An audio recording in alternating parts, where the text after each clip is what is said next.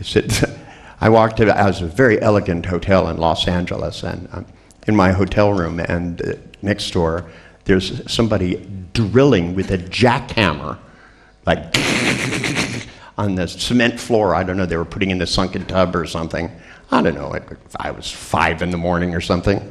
And I called down to the desk and I asked them to stop it. And they said, well, we have to do round-the-clock work or we're not going to be able to get the work done on time. And I said, I'm only going to ask one more time to have the guy stop with the jackhammer. And he said, or what are you going to do? And I said, look, you have a chance. Just do it.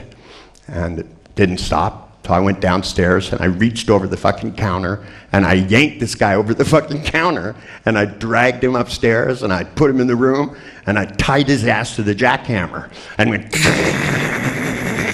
like this. And I said, are you going to tell these gentlemen to stop working on this or not? And he said, I'm going to call the police. I said, find a law that says you can't tie somebody to a jackhammer. That's going to be a tough one. You know, they're going to go through all the books. Well, what could we call it? You know, there's no law against just shaking people up, you know, especially that. There aren't laws against making that kind of noise. But I mean, you know, if they're going to rent rooms out and they're going to jackhammer, they should tell you that. And he said, well, we didn't think you would hear it. I said, you should have made it a room. I said, my hearing's a little better than that. I'm sorry. I went into somebody's house one time, and they had a little tiny girl, and they were going to put this girl in a mental hospital. She's only 7 years old, and she kept saying that she talked to angels.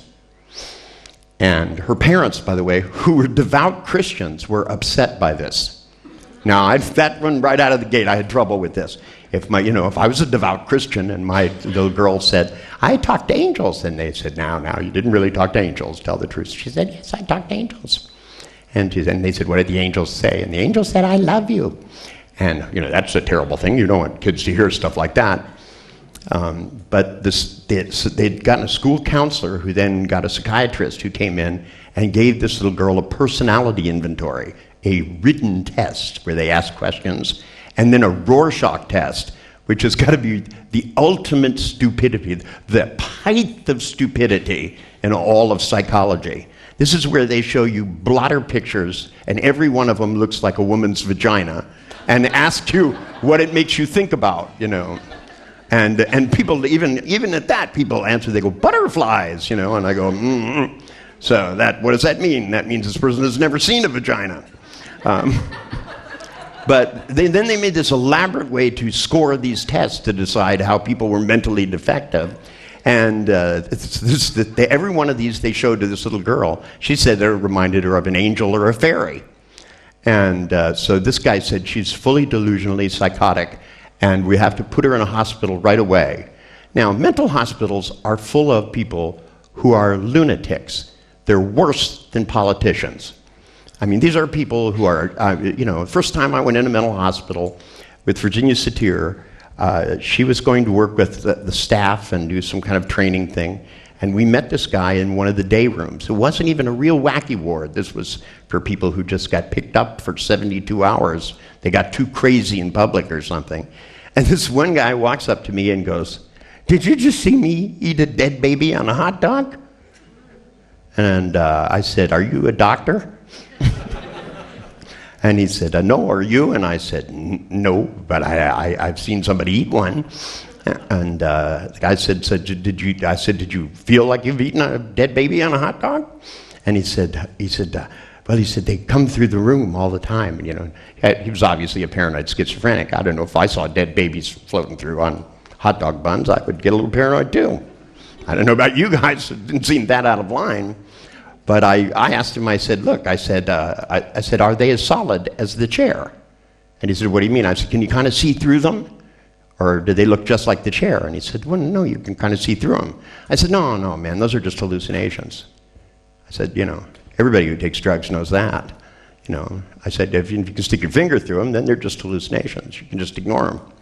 You know, just count them or decorate them or something. Make them into something more interesting.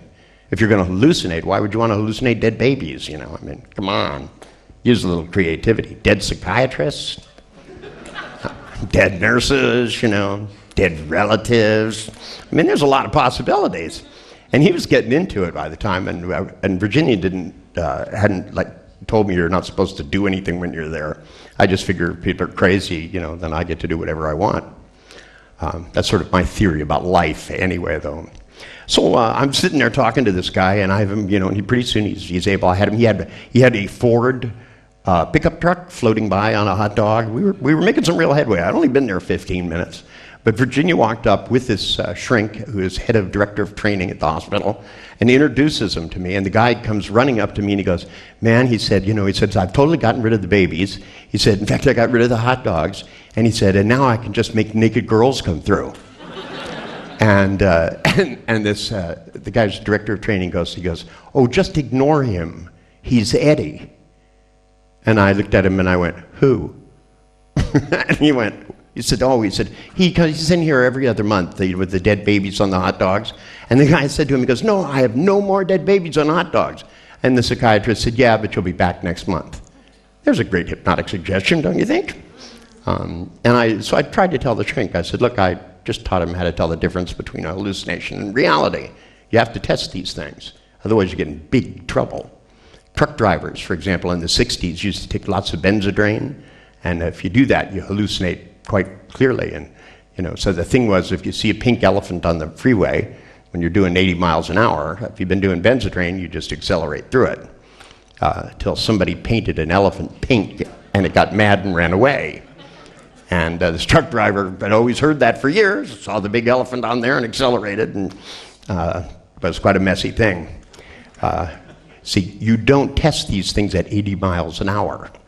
You test things simple. Like if you're making a feeling and it scares the crap out of you, then you can't do something that you want. You pull it out and you turn it upside down and you spin it the other way. You don't just go and start handling snakes.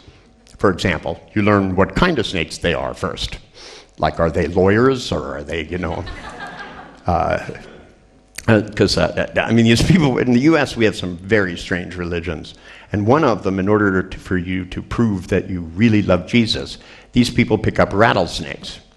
And rattlesnake poison venom is not deadly. It won't kill you right away. It takes about 45 minutes, but it's painful as painful can be and causes all kinds of neurological damage.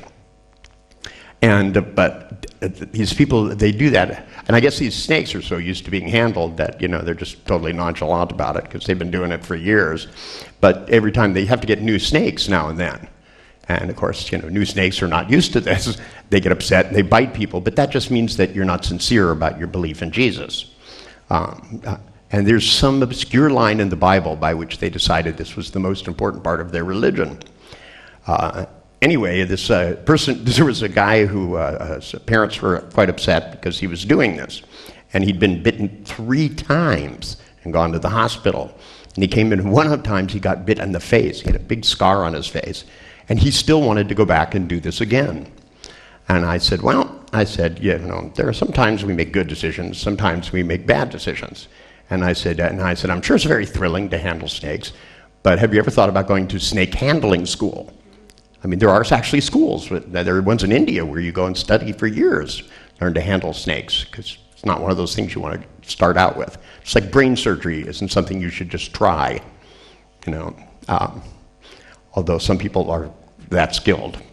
To me, there are some things you want to just inch your way up. Now, my theory about mental health has changed over the years. I used to go through lots and lots of work to get people so that they gave up all of their symptoms so that other people wouldn't put them in prison, because that's basically what would happen. I have learned over the years that all you have to do is get them to shut up about them and to make them fun. For example, people with Parkinson's disease take a drug which makes them hallucinate quite intensely. And they have enough problems as it is, and most of them are very frightened by the hallucinations, because it happens mostly at night. When they go to bed in the dark, they see looming dark figures and stuff, and that scares the hell out of them. And doctors, of course, treated this by telling them that it's very common for frightening things to happen at night. Not a good suggestion, if you ask me. That's not what you want to read on the box of your medication. Side effect: terrifying entities will emerge from hell and chase you across the night sky. while you sit there with a disease that interferes with your speech and their hand is shaking. Oh, it also says in the book on Parkinson's disease that you can't stop the shaking in the hand. It says it right in the medical book that you can't do that. Now, I hadn't read the book, though, before I worked with this guy. And it bugged me. I just told you, aggravated me. I'm trying to talk to him, and his hand kept shaking like this. And I looked at him, and I said, do you have to do that? He said, well, it's part of the Parkinson's disease. And I said, well, you don't have to do the whole disease, you know. And he said, what do you mean? And I said, well, when I was 19, I had cancer. And I didn't even know what cancer was. I wasn't that educated. And this doctor came out and told me I had this cancer and that I had less than 6 months to live.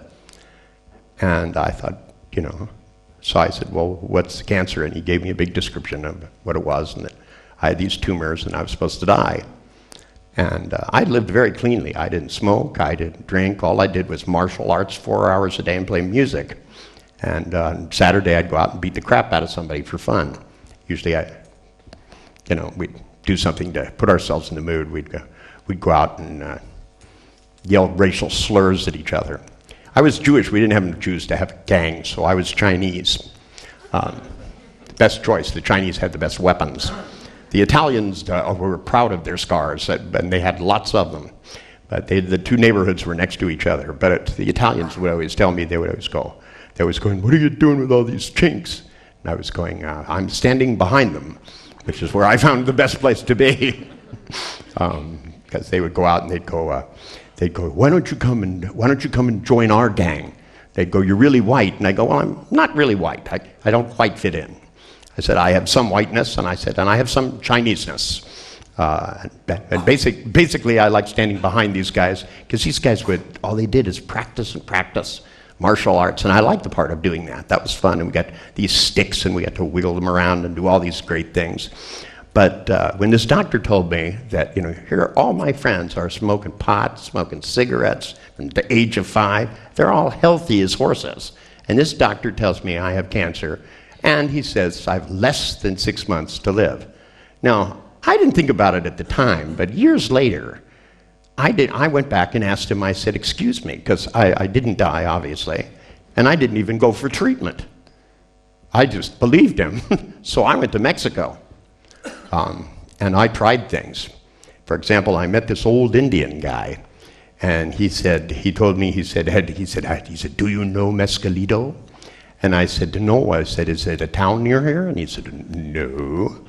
And he went out and he cut these things off of these cactuses, and he chopped them up, and he sliced them up, and he ate like 6 or 7 of them and handed me some, and they were the worst tasting thing, and then we vomited our guts out, and then I saw things that you wouldn't believe, and they weren't there.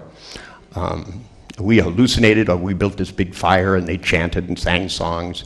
And then this one guy said to me the magic words. He said, do you drink tequila? And I went, no. I said, I don't drink alcohol. And he said, but they said you were going to die. You have nothing to lose. And I said, great. And they gave me pulque, which is tequila in the rawest, nastiest form. It comes in a little wooden cup, and it's chilled, and they drink this stuff, and it just goes right in and kills anything in your body, apparently. Because, when they give you chemo treatments, they radiate you, and the weakest cells die first. That's the theory of chemotherapy. So that what do? They poison you and hope they don't poison you enough to kill you. And so that they kill off the weakest cells, then you live. Apparently you can do this with tequila, too. Because I only remember the second glass of tequila, and then it was 5 months later, and I was in another part of Mexico, and I had a Land Rover. Brand new Land Rover without license plates. I was missing a Harley-Davidson motorcycle, and the 4 people I was with, and I was living with some family. And I was on the dirt floor, and there had to be 150 tequila bottles around me. And I had the worst headache that you could possibly imagine. And I remember walking outside and being slapped by the sun. I couldn't focus my eyes for a month. And I finally found my motorcycle, and oddly enough, it was in Seattle. I have no idea how it got there, and I could never find out whose car it was. I drove it back. I knew it was from California because it had a California certificate on it, but even the people, I brought it to the police and they couldn't figure it. I said, I don't know where this car came from. I seemed to have it, and I don't know how I got it. And they looked at the vehicle ID number. They knew it was manufactured, that it was delivered to a dealership, but as far as the dealership knows, they never sold it. And but that it wasn't missing. According to them, it was still there. Think about that. I think somebody was stealing cars from a car lot and selling them very cheaply. And probably tried to play poker with me for it. You don't want to do that. If I can see the pictures in your head, it makes it really stupid to gamble with me. That thing about seeing pictures in people's heads, by the way, that's my theory, is that really what NLP is about is, number one, freedom. And what's the best way to get freedom? Well, freedom has always come because you think at the beginning, the most raw elements of the universe, of course, are elements. Gold. Gold is not like the smartest thing you'll ever meet, but it knows exactly what temperature to melt at. It doesn't melt randomly. It melts at exactly the same temperature. Lead melts at a different temperature, but if you don't have enough heat, it doesn't melt. Now, lead won't let radioactivity through, and gold will. Gold won't magnetize. Lead will. So they have things. They have, like, they were taught these things when the universe went boom. So there are differences. Now, as you begin to combine these things in different combinations, for example, grass is pretty smart. It knows how to grow up instead of down. And if the sun is over here, it leans towards it. But if the sun's too far away, it's still stuck in the ground. Whereas a snake can crawl and go and find a warm place. The more consciousness you have, the more flexibility you get in all organisms. Now, human beings, which are supposed to be the most evolved, I have questions about that. I think dogs may actually be the most evolved, because while you're out working, your dog's sitting home watching television. So I have some questions about this. Also, when I'm driving down the road and there's a whole family of humans in the car, they all kind of look glassy-eyed and out of it, and the dog looks really alert. The dog will be like looking like, watch out, there's a car coming from the right. Everybody here, is everybody paying attention? Oh, God, they shouldn't let humans drive. My dog, I used to have a dog, a little tiny dog that my wife, I used to breed big attack-trained German Shepherds that, for people, especially for kidnap protection. And these dogs you could put a kid in the front yard, and if the kid began to crawl, they'd pick him up and put him back. They'd do it for hours. They wouldn't let anybody get near them. They could smell guns, knives, everything. They'd search people, take everything away from bright animals, big giant things. But when I moved back to San Francisco into a small place, my wife bought this dog. It was only about this big. And its mother had died, and they thought it was going to die. And they knew I was a breeder, so they sent it over and said, see if you can keep it alive. And it looked like my thumb. So I didn't even know it was a dog at first. My wife very cleverly knocked on the front door, and there's a little panel you open, and opened it. She stuck this thing through and dropped it in my hand and drove away. She figured after a couple of hours I wouldn't be able to say no. And she was right. She came back, and I was on the couch with like this. Don't mess with it, with an eyedropper, feeding it stuff. And I had a big German Shepherd, and he has been the dog I'd used to train other dogs for years, and he weighed about 130 pounds, very big German Shepherd. And he was fascinated, he goes, what is this? But it grew, and it got smarter, and it was a little tiny dachshund. And it only grew to about 12 pounds, but it grew up sleeping in his ear. And he would hold his head perfectly still until the dog would wake up. He wouldn't move, just for hours. It would be like this. Took care of it and taught it how to bark, everything. So this little tiny dog thought it was a German Shepherd and could scare the crap out of anybody better than any German Shepherd I ever had. Totally, it was psychological. She could just know how to look at the eyes and how to move and just stuff like that. And she scared the crap out of everybody. It was hysterical. She was like more psychological, but she also knew how to get people to do things. And I noticed that she would just walk up to people, and she would look at them. Some of you have dogs, may recognize this. Just walk up and then she'd go.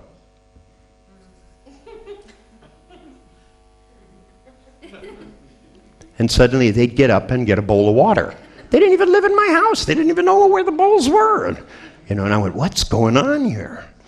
And Robert Anton Wilson said, I think the dogs just make pictures and stick them in your head. And my dog went, like, My dog even figured out how to use the telephone. Is that not weird on her own? When I got diabetes, I lost my eyesight, and they got a telephone with great big numbers on it and set speed dial up, and I only called my secretary and North Beach Pizza. That was it. And when you called North Beach Pizza, of course, they knew who you were because of call identity, and your normal orders would come up, and they would say, Dr. Bandler, you want your normal order? And I'd go, yes, and they'd send it over. And the dog really liked pizza. So the dog watched Richard on there, and then 3 o'clock in the morning, then I pick up the thing, I go, yes, and they go, we have your pizza, Dr. Bandler. And I didn't order a pizza, and they said, oh, yes, you did, sir.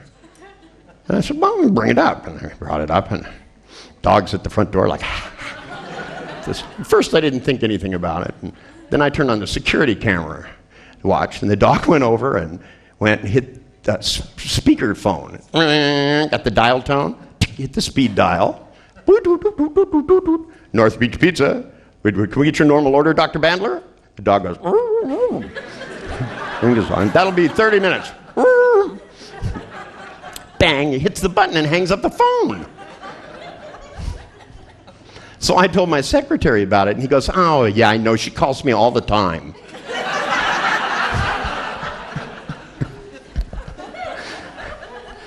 Now, if the dog can figure this stuff out on its own, it seems to me we should be able to get humans, but see, I'm convinced it's a part. Think about it. You have auditory in, auditory out. You have olfactory in, you have olfactory out. Kinesthetic in, kinesthetic out. Visual in, and... So what people call psychic phenomenon, I think is really evolution.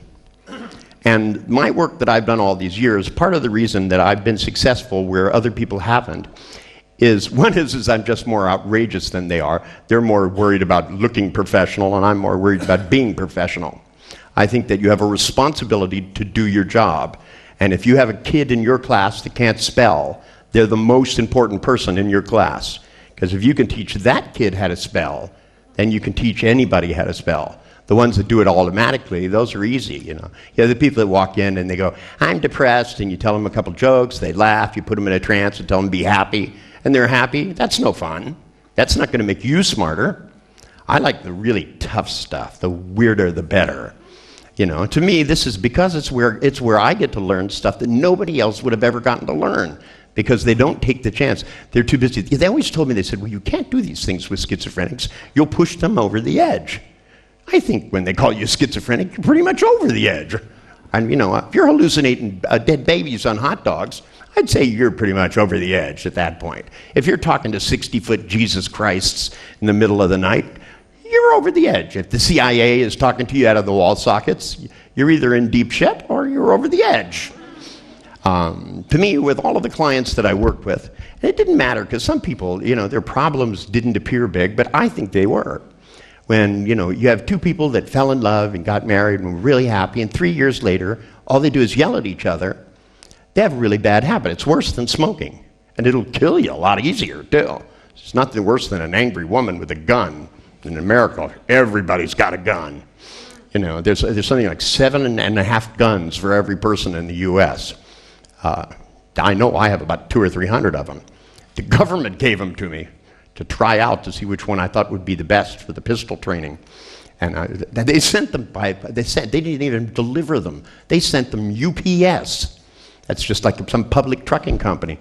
You know, it's like where you get letters and stuff, and this guy came up and he goes, I have delivery for Dr. Bandler. And I said, cool, where is it? And he goes, it's in the truck outside. And they go out, and these guys start unloading these crates into my living room. And they say U.S. Army on them. And I look down, and they pop these crates open, and they're full of handguns and bullets. Good combination. And I like the UPS guy who looks at it, and he goes, you know, they should have insured these. You know? If we'd have known what these were, we would have stole these for sure. It's a friend of mine works at a trucking company, and one time he picked up a load that somebody else had delivered from somewhere else. They just take the back of the truck and stick it on his truck. And he went to check the cargo, and there was a big, long cardboard box, about 40 feet long, 10 feet high, 10 feet wide, with a nuclear symbol on the side of it. and the term warhead. Now, I don't know about you, but whoever the first trucker was, obviously didn't think that through very clearly. He looked at it and went, nuclear. Okay. Drove it off and dropped it off. The next guy went, I don't think this is supposed to be delivered by public transportation. You know, somebody said, well, we got ourselves a new Saturn rocket with a Trident warhead, capable of flattening 350 square miles, ending all life in whole continents. How shall we send it out there to the silo? I don't know. Let's get the yellow pages. But see, some people, bad decision strategy. Somebody actually just sent this thing on a trucking company, just shipped it off, wrote the address of the secret facility on it. And so, when people ask me, do I worry about the future of humanity? Yes, but what worries me about it is not technology. It's the lack of it. Because the technologies that we really need are the ones that make us ready for the future. Genetic engineering is going to happen. But if we have real dumb people doing it, they're going to be trying to figure out how to clone sheep with their favorite girlfriend. Okay? And then we're going to end up with a new race of even stupider things. But at least when women get their hair cut, they can make sweaters out of it or something. I don't know. Some of these things, I listen to some of the great ideas people have about nanobots, this nanotechnologies. This worries me because I know engineers and I know safety devices don't work as well as they're supposed to.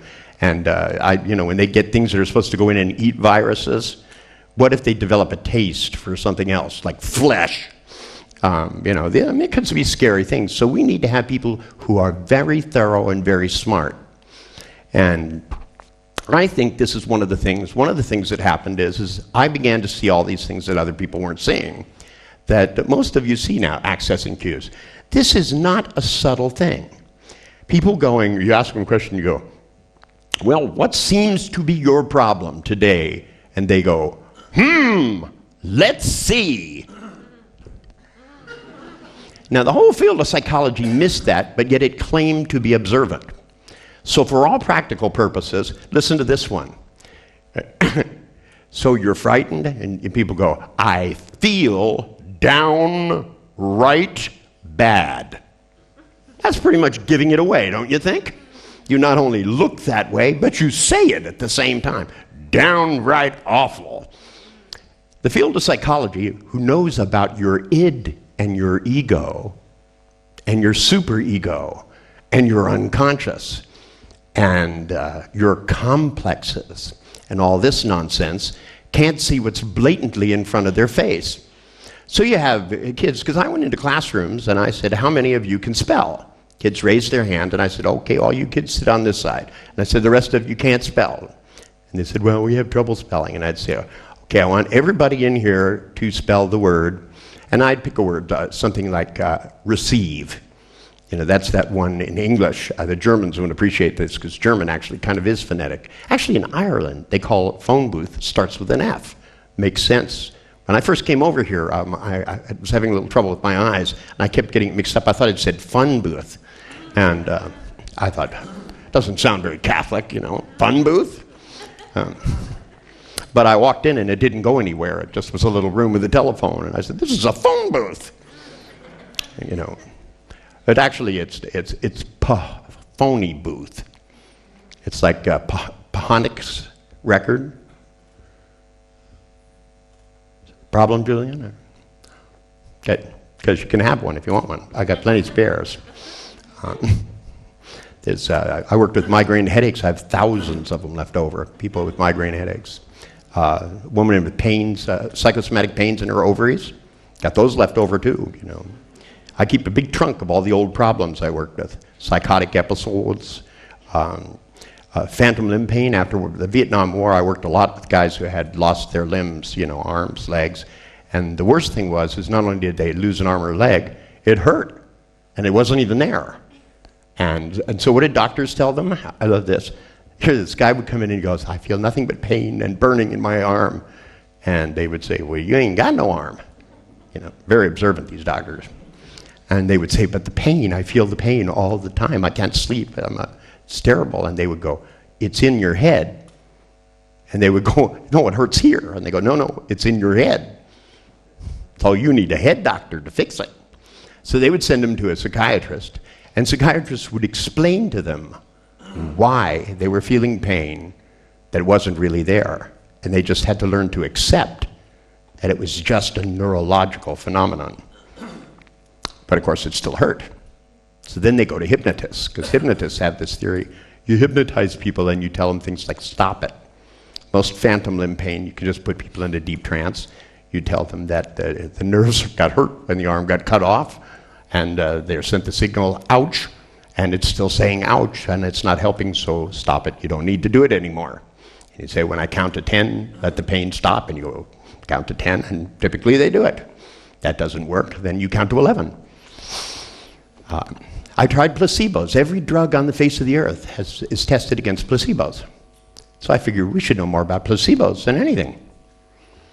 So I started reading up all I could on placebos and found out, 8 out of 10 times they work as well as any painkiller for things. So I started giving people empty gelatin capsules for pain. And I gave them a little booklet with all the research in it that say when you get a headache, you take 8 of these gelatin capsules. You better take 11 just to be safe. Because it's 8 out of 10, you take 11, the headache will go away. And people would do this, and religiously. And then they come back and they go, I ran out of gelatin capsules.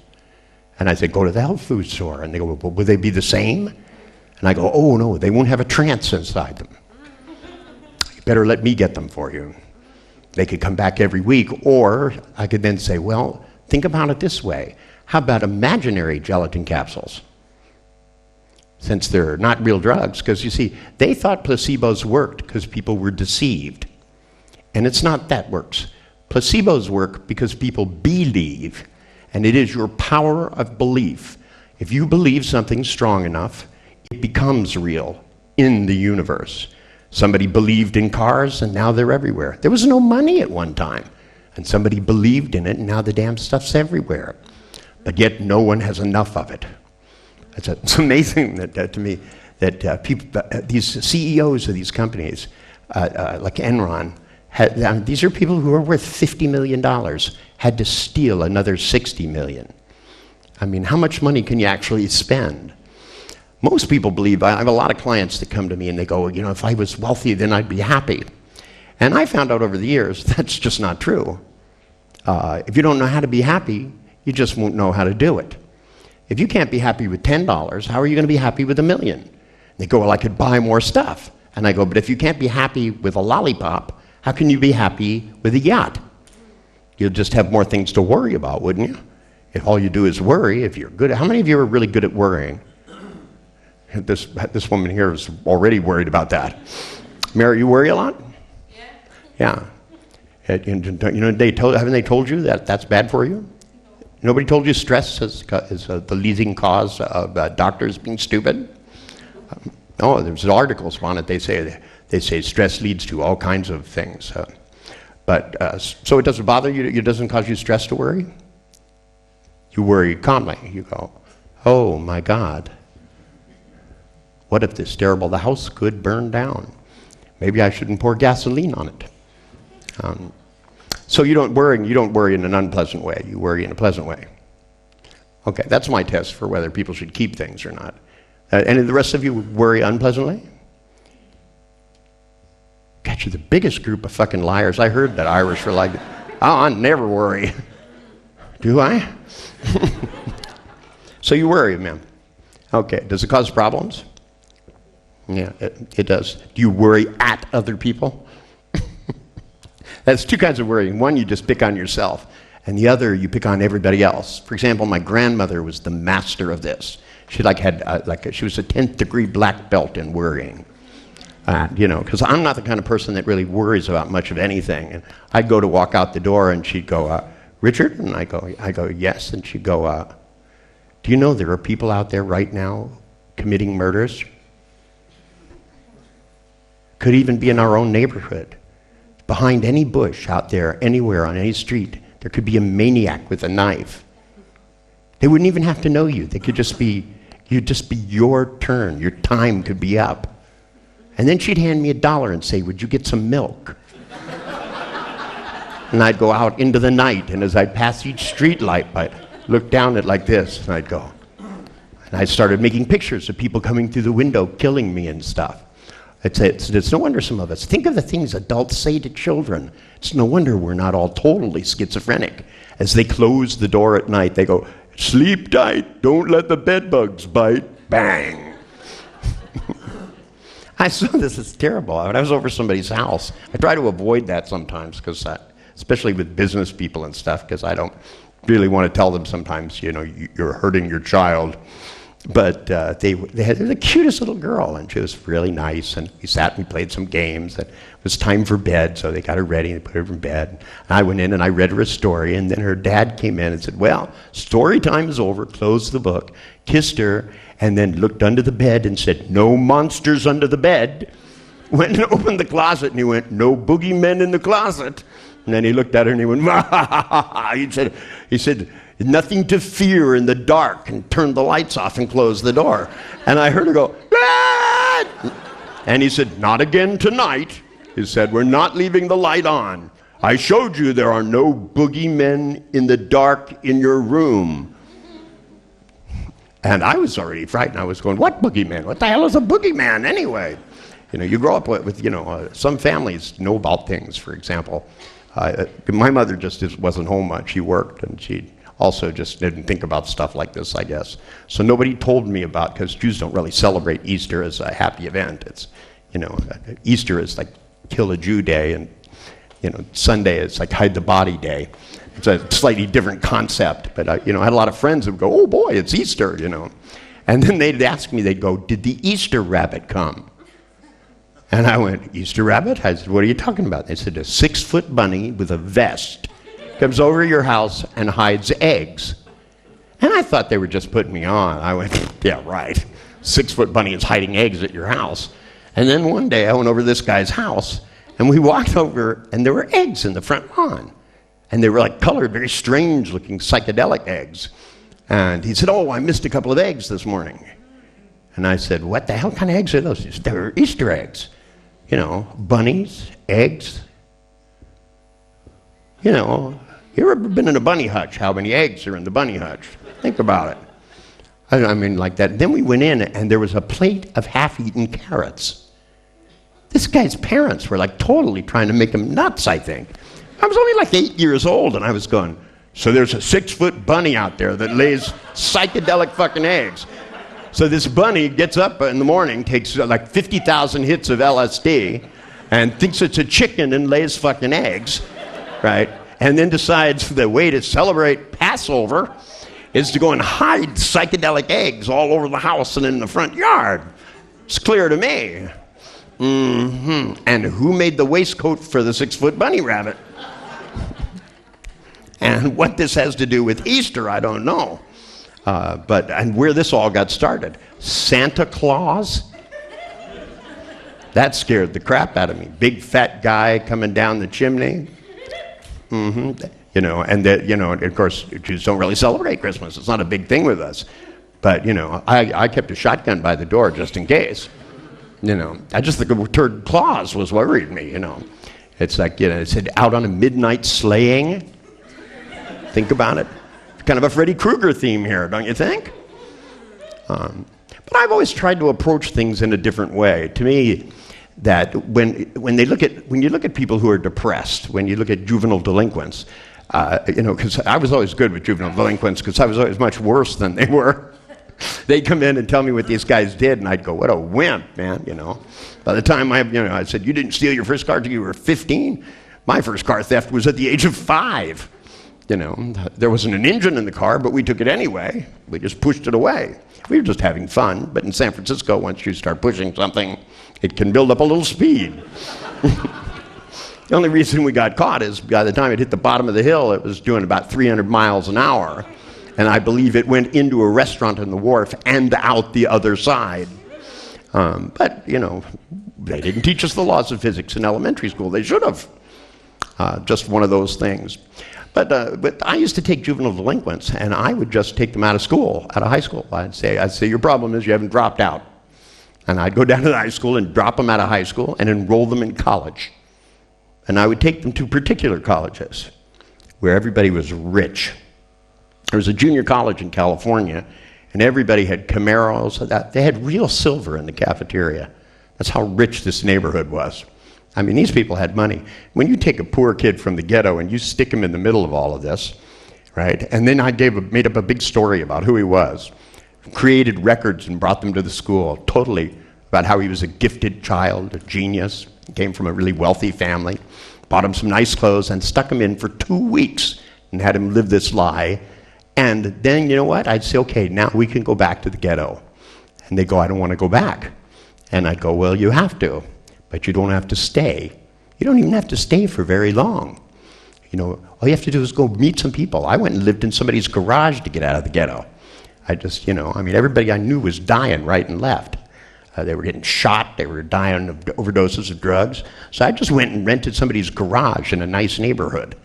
And I said, if I just act like I'm part of it, it'll work out. And it did, you know. I mean, the people in the neighborhood offered me more money to mow their lawn than you could get working for a week at McDonald's. They said, I'll give you $50 to mow my lawn and $30 to walk my dog across it. And I go, cool. And they'd just give you $100, tell you to keep the change, and you know, and then they'd say, can you go buy cigarettes? And it didn't used to be illegal for young kids to buy cigarettes. In the old days in California, everybody smoked everywhere. You look through a photo album of my family, there is not a single picture of anyone who doesn't have a cigarette. Even in old soap operas, when you watch them, old TV shows, doctors are delivering babies in the room with cigarettes hanging out of their mouth, smoking like this. But yet they say secondary smoke kills. And I tell you, I've tried it, and it just doesn't work. I've tried every brand of things. I've tried everything. I've tried putting a hose off of it and blowing smoke at people. It's just not an efficient way to do it. You want to kill people, get them to worry too much. That'll do it. Give them big things to worry about. When you worry, do you make pictures of terrible things happening? Right over there, too, didn't you? So you know exactly where they are. They go right over there, right? And when you look at those pictures, do you talk to yourself in a frightening, worrying voice? Yeah. And where's the voice come from? The front, back? Here. Is it going out or coming in? So you have a little voice from Mars coming in to your head. So you make these pictures over here, and you have this voice that comes here, and you run this thing, and it makes your body feel bad. Has it ever occurred to you to just not do this? And what happens when you try not to? Oh, you worry about it. That's a good one. No. It works. What's it? Oh, you stop doing it for a while. But then what, do you get bored or?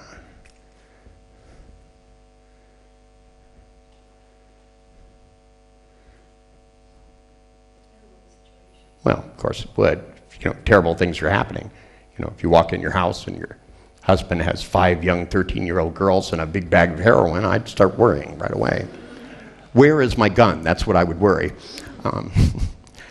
First sound I would make when I would see him, I wouldn't say, what are you doing? That's a stupid thing. Is you'd stand outside the door and you make this sound.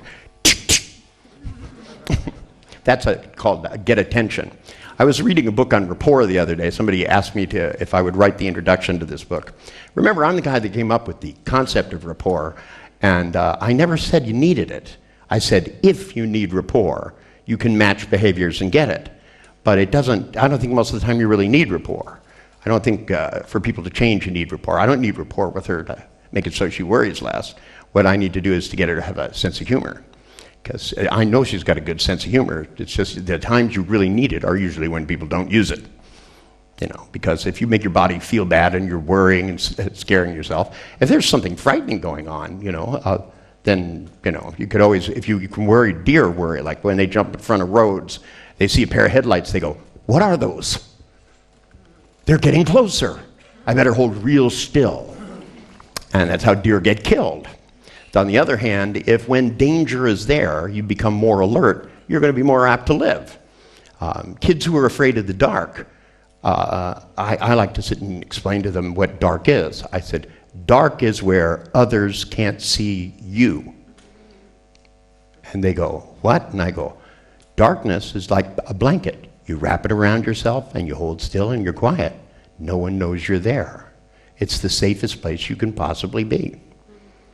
Now, most people think there's stuff watching them in the dark. How do they do it? They imagine, they see themselves from the outside. They make up all kinds of creatures looking at themselves, become the creatures and think, I could kill him.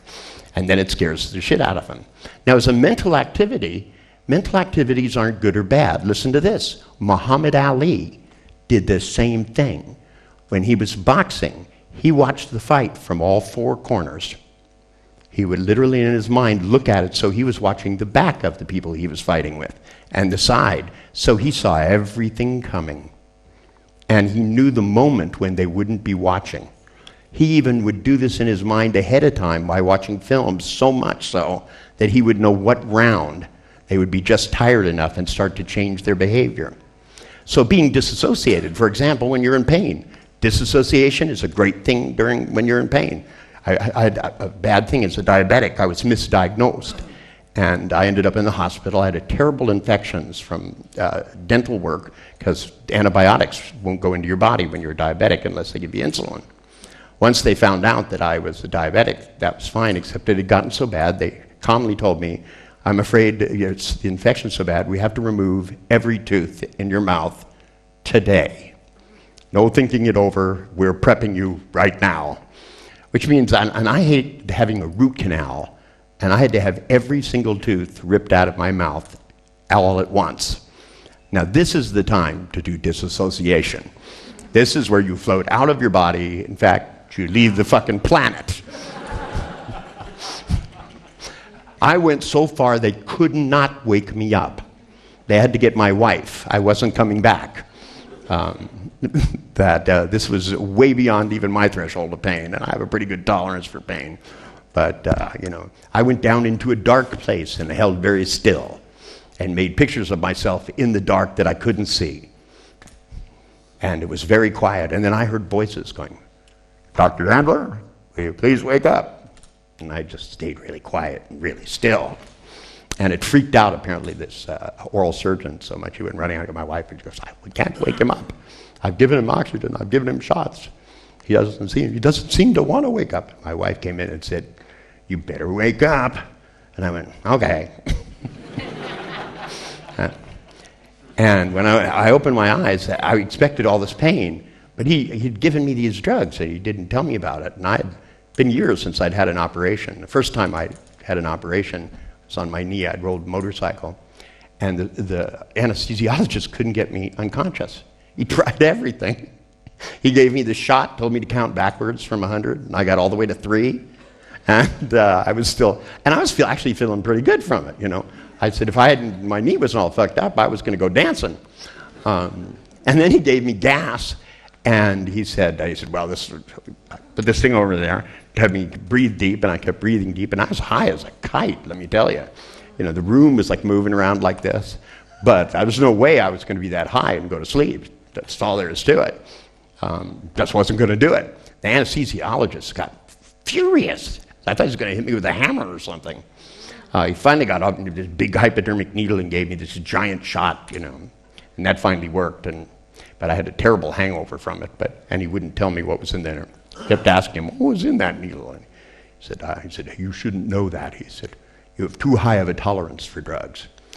But apparently, they'd made some great innovations in the world of drug development, because this guy gave me this stuff. I said, should I count?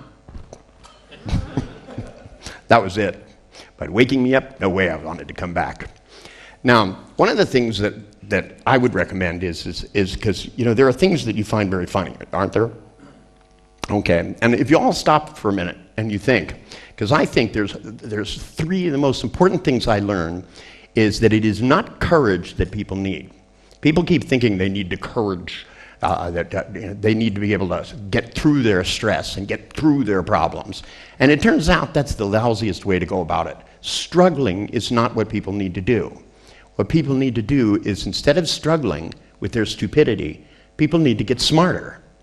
And the secrets to getting smarter are so much easier than all the stuff I used to do that it saves me all this time. The first and most important thing is to have the ability to believe. In fact, it's way beyond belief, to actually totally and utterly be determined that you're going to get to where you want to be, that you're going to be smarter, that your pain is going to go away, that you can go into a deep trance and do things, that the worrying will stop, and that you'll just get so smart and more perceptive that you won't have to worry. And in fact, the second one is a sense of humor. Even when they change your phone number, because the telephone companies are big on this, San Francisco used to have all of Northern California was one area code. That meant all of Northern California was a local call. Oops, they said they ran out of numbers. So they divided it into 82 area codes. And suddenly it was a long distance call to call across the street. But every time they did it, they'd change my phone number. And of course, I'd go to the store and I'd go, what was I supposed to buy? And I'd go to call my wife and I'd dial the old phone number. And it would go, this number's been disconnected. I go, fucking son of a... Bang, and hang up the phone. And I'd pick it up and I'd dial the same number again. I could do that 5, 6 times until I didn't dial the same number. You'd laugh. You go, not this time. And then you remember the new number. They even tell you you're going to look back and laugh. You're warned ahead of time as a child. They go, well, someday you'll look back at this and laugh. My policy is, why wait? Because you see, actually what laughter does is it releases endorphins into your system. That is, free drugs. Pretty cool, huh? And in fact, when the corners of your mouth turn up on the motor cortex of the brain, it releases something called serotonin, which cools the brain down about a degree and makes it so that your thought processes change. So when you laugh deeply, you get endorphins. When you're smiling, you get serotonin. Now, by examining the motor cortex, because this is really where I found the greatest innovations, there are certain things which are incompatible. If you can get people into a state very quickly where they have endorphins in their body and they have serotonin, you can re-educate them very quickly, because that's the learning state. This is why every one of you who had at least one teacher with a good sense of humor, and that's the one you like the best and the one you learn the most from. It's a biological phenomenon. When I work with my clients, I don't just put them in a deep trance, because I don't think deep trances are what they need. I think the first thing they need to do is to be sick of their problems. So sick of it that they're just not going to put up with it anymore. Think, for example, because you're a pretty young person, if you live to be 93, how much time in hours, days, and months would you spend worrying without getting paid a nickel for it? 2 months, you think? Too much. I think if you actually thought about it, it would be astronomical. I mean, things like panic attacks. If you figure out this one guy, paranoid schizophrenic, they made a film of this. I'd love this. He was one of the best schizophrenics I ever had. His name was Andy. And Andy, people came out of the television set and followed him around. Now, I don't know about you, but that would make me paranoid as could be. And worse than that, he was in a mental hospital. The psychiatrist, he told the psychiatrist this when he was young. He was locked up, and of course, then to help him get a firm grip on reality, gave him drugs. Because, we've all seen how much drugs help people to, get things together. I know when I want to be firm and cool and calm and collected, I take like 10,000 hits of acid and drink through martinis. But I've always disapproved of that. I don't think we should give children Ritalin either if they have attention deficit disorder. I think we should be more interesting. Same kids that can't pay attention in school can sit in a video arcade with these fucking machines for 200 hours, without breathing. I mean, intricate stuff. They don't have attention deficit disorder. They have boring teachers.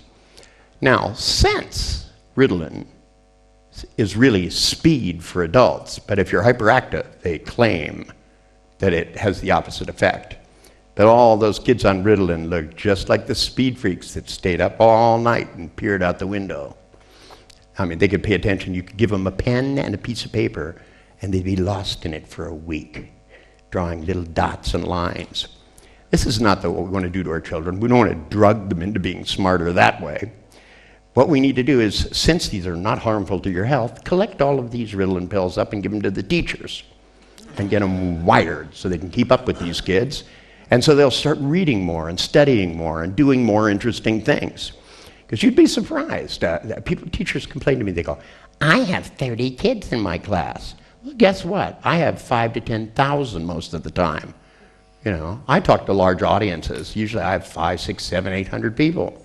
And if in the course of an hour people swallow twice, it's unusual. Keeping people's attention is about being able to communicate in a way where you can resonate with their neurology. If you want to teach people things and have them be excited, if we make people bored about math, then when they think about math, they'll feel bored. If you want people, for example, my first dieting program I made up was to get people, I just made it so that there's a device when they opened the refrigerator or the cabinets, they heard their own voice go, ugh! Because vowels are really important. Remember, it's, let's see, ah, ooh, oh. These are how we get attracted to things. Yeah, it's not going to work. You don't go, look at this beautiful new Cadillac. You want to own this. Yeah. It just wouldn't work, right? Now, I don't know where these psychologists have been, but I found this is powerful stuff. That when you do things like, so I tried things. I took couples who were fighting with each other all the time over everything. Dumbest fucking shit you ever heard of. I could hear them fighting a block away. And Virginia said, please, I have to leave town. Will you see these couples for me? And I said, well, I hate seeing couples. I hadn't been married yet, so I didn't know much about relationships. I hadn't had one that lasted for more than really a half an hour, I think. It was tops for me. And I always got in trouble because I would call girls the wrong name and stuff. They get so fussy about that.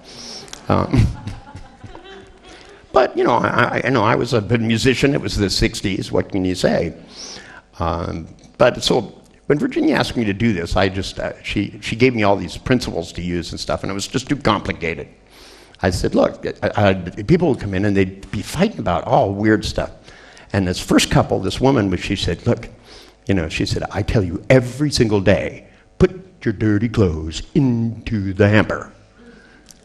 And I said, excuse me. I said, I didn't get your name. They just came in as the first thing she said. I guess they would have already started fighting before they got there.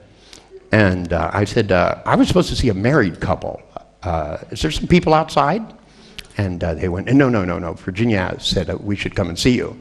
And they said, you look a little young. And I said, yeah. I said, but I'm weird.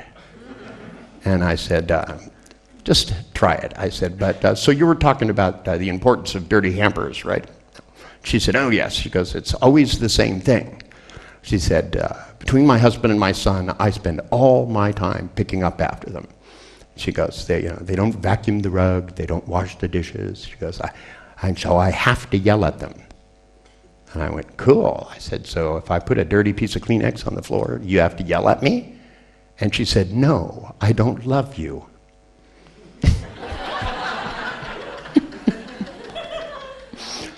And I'm the kind of guy that tries it, so I went like this, and I rolled it up, and I threw it down on the floor.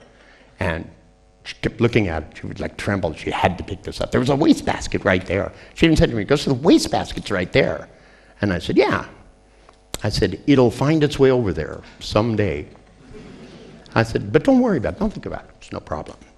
It doesn't have germs in it and stuff. And she kept looking at it. And then she finally looked at her husband and said, well, are you going to pick it up? And he goes, it's not in my Kleenex. And she goes, that's what you say about our son's clothes. And man, they got into it, and they were so mean, I couldn't believe it. They were just saying nasty shit to each other in a horrible tonality. And I let them get really worked up, and then I burst out laughing. I just thought this was one of the funniest things I'd seen. And I couldn't stop laughing. And they got really mad at me. They went, what's so funny? And I said, you people, I said, is this what you wanted when you got married? Did you take a vow to be total assholes and yell at each other over my Kleenex? I said, I could just see that, Heavenly Father, we are gathered here in the sight of God so that we can have the perfect person to yell over stupid things about. Because we don't want life to be good. We want life to be stressful, meaningless, and we want every day of our marriage to make our life misery. Who would be the perfect person? And I said, this is what you guys wanted, right? Because I can make it even worse than it is now. I can make it so you guys flip out over everything. You know, you breathe my air. That was my breath. And they said, they looked at me and said, we would never do anything that stupid. I said, you already are. I said, listen to this. And I looked her straight in the eye and I said, ma'am, I said, you seem like a nice person, but let's make the world perfect for you. I want you to walk in your house and I want you to see perfectly clean, not a speck of dust, no socks, the couch has not even been sat in, no TV on in any room, go through every room sterile, clean, no dust on the windows.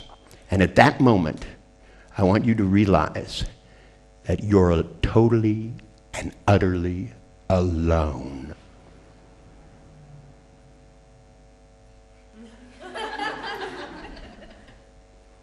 I've learned to do a few things in my life, and I hope it scares you. It scared the shit out of her.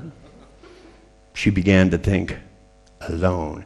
And I looked at her and I said, you know that lonely feeling of knowing that for the rest of your life, because the people who love you are going to leave you because you don't make them feel good. And I looked at him and I said, and you're going to go out and you're going to be, well, you won't be lonely. You'll just live in another house yelling with another person, because what's missing in your marriage is a sense of humor. I said, now go in and go through the house and see the dirty socks. And when you see them there, realize somebody's taken off their clothes somewhere. Go and see the dirty shorts next to the hamper. Somebody's penis is exposed. See, there's a whole lot of different ways of looking at this. Dirty dishes, they're already fed.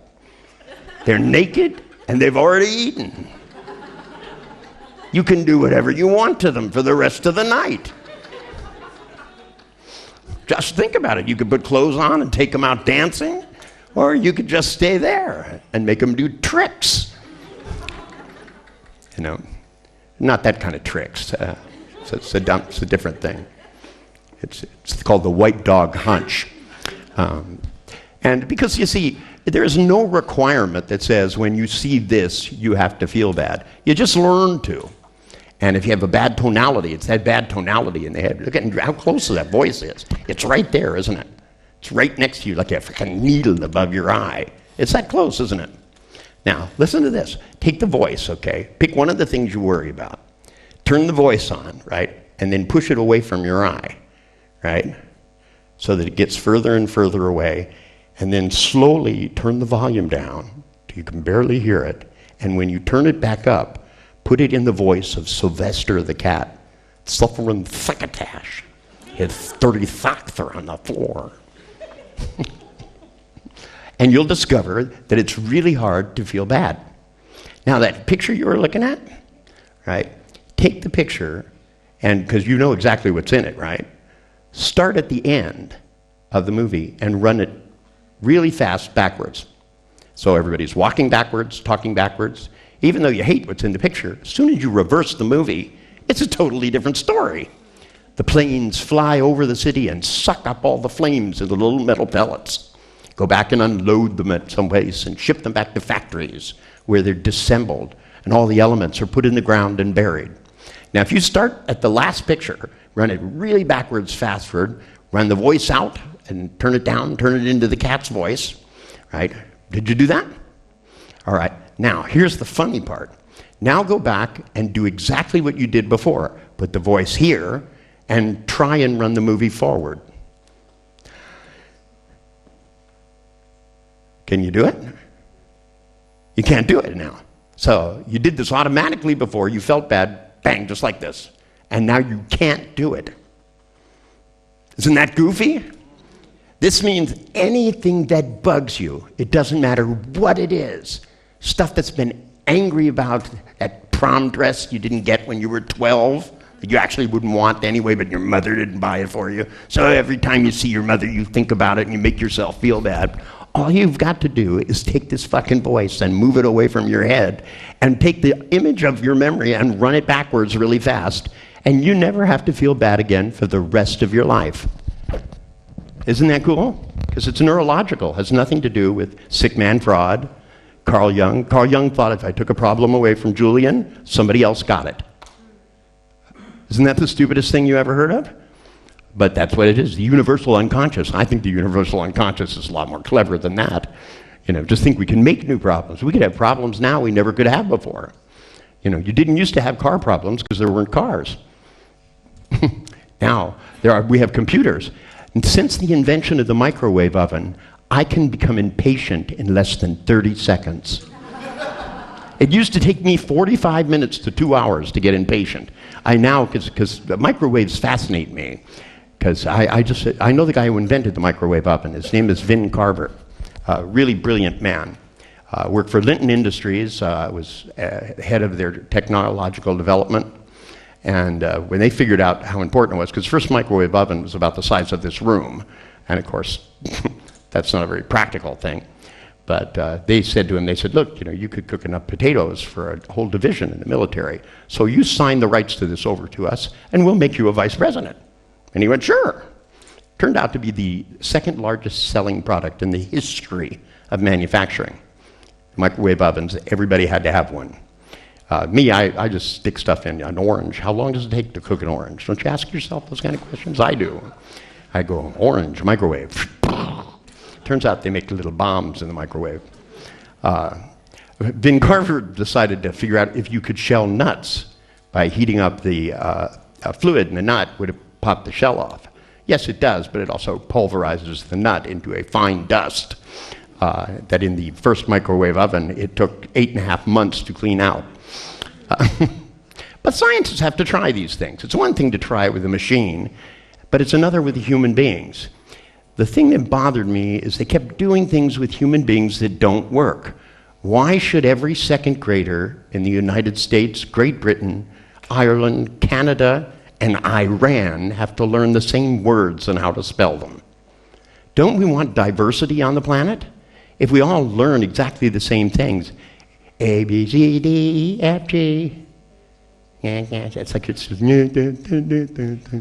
good little robot. 2 times 2 is not always 4, by the way. Not in non-Euclidean geometry, it changes.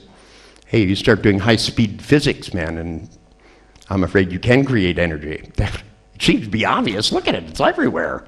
I mean, they say you can't create energy and you can't destroy energy. Turns out you can do both. The laws of thermodynamics, it turns out, are wrong. Now, as a physicist, I felt it was my duty to prove to the world of physics that the laws of thermodynamics had to be wrong. So I went to a big conference where people presented papers, and I disproved the law of entropy. That's the second law of thermodynamics. It's the one that says everything's falling apart, becoming more and more random. And unfortunately, there's a flaw of that. All the toasters seem to be appearing on this planet. You don't find toasters on Venus. There's just a couple on the moon, but there's, for the most part, all the toasters are appearing here. Because the physicists did not take into account one of the most powerful forces in the universe, consciousness. You see, it turns out that consciousness actually alters the equations of physics. That's why we have superconductors, because it turns out somebody got smart enough to realize that at a certain temperature, all the laws of physics change. So that's why you have superconductors. It used to be that whenever you had electricity in a wire, it created resistance and it came off as heat. But at a certain temperature, it stops doing that. And what we're going to discover is as soon as we start, instead of trying to solve problems with force, start to do it by looking, instead of for what is there, looking for what's not there. So with my clients, I shifted. Instead of saying, why do they feel bad? What do they need to stop doing? I started going, what's missing here? Well, they're not making good decisions. See, for example, if you spend your time looking for what to feel bad about, you get to find it. You win, but it's the wrong prize. It's like going up and you look at all the games you could play at a carnival and going up and going to the one where the prize is getting to hit your own foot on the hammer with your toe. You've won. Here's the hammer. Bang, hit your own foot on the there. Now, would you like to play again? You got 2 free games. You get lots of free games. And it turns out people keep doing this because humans develop familiarity. Virginia said to me something, and of all the things, because she told me a lot of stuff that was just really stupid. She was a sweet, lovely woman, and she really did brilliant things with human beings. But she also said some of the dumbest fucking things you'd ever heard. But the smartest thing she ever said is she said, look, people, the instinct to survive is not the strongest instinct at all. Because people will kill themselves rather than face what's unfamiliar.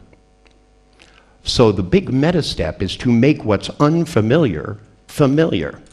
This is what makes the laughter part so important. Because otherwise, she'll go home and just worry about other things. And then you have to go through everything you worry about. But you see, as soon as you start to try this, what I want you to do is I want you to go in and I want you to think of one time you were somewhere and began to laugh inappropriately with somebody else. And when you looked at each other, you'd start to giggle again. And everybody would look at you and you'd stop and you'd go, try to hold your breath. And then if you looked at each other, you go, and start to laugh. And if you close your eyes and go back and make a very large image and see what you saw when you were there, and remember what that feeling is like, the one where laughter gets out of control. Take it, turn the brightness up, turn the volume up, clearly see it until you can get the feeling back, and then begin to spin the feeling, and things will begin to feel funnier.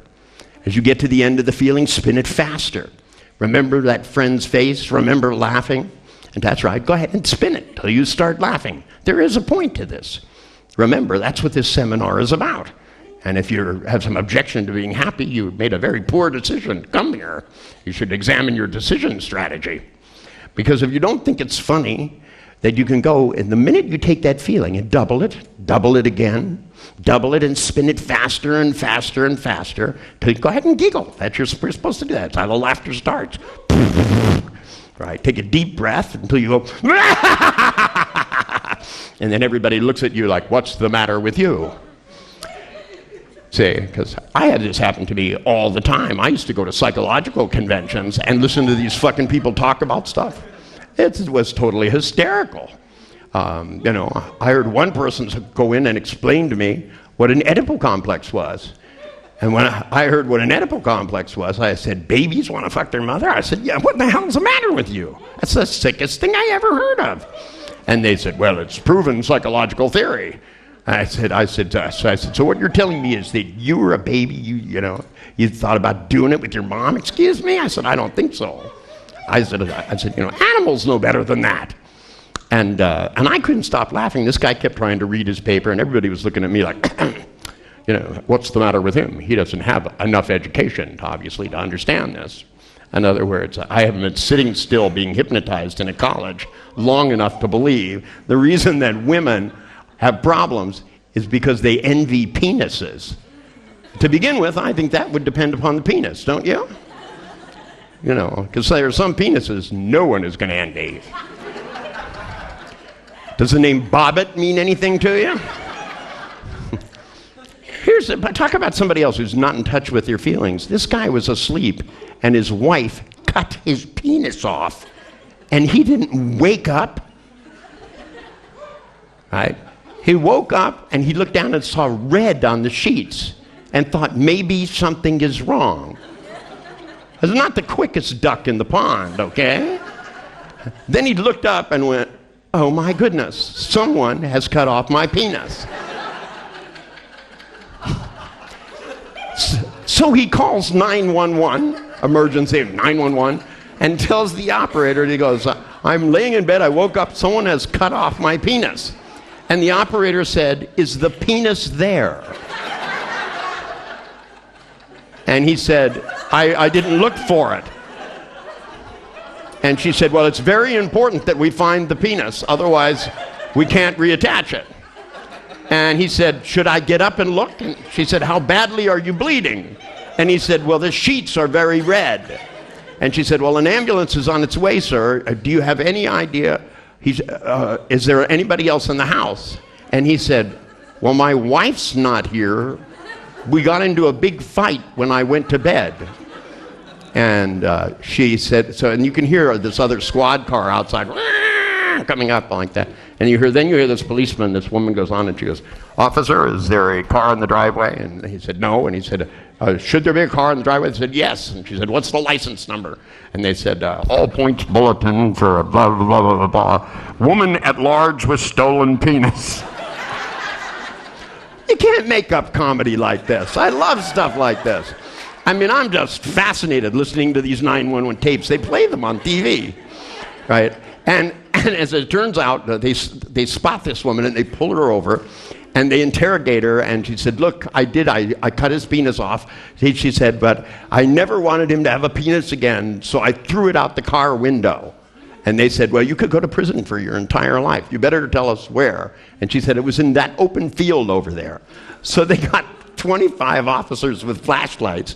In the meanwhile, he's in an ambulance on his way to surgery. The neurosurgeon's woken out of bed. He's on his way to the hospital, right? There are people with big ice things standing around, right, waiting for the penis to arrive.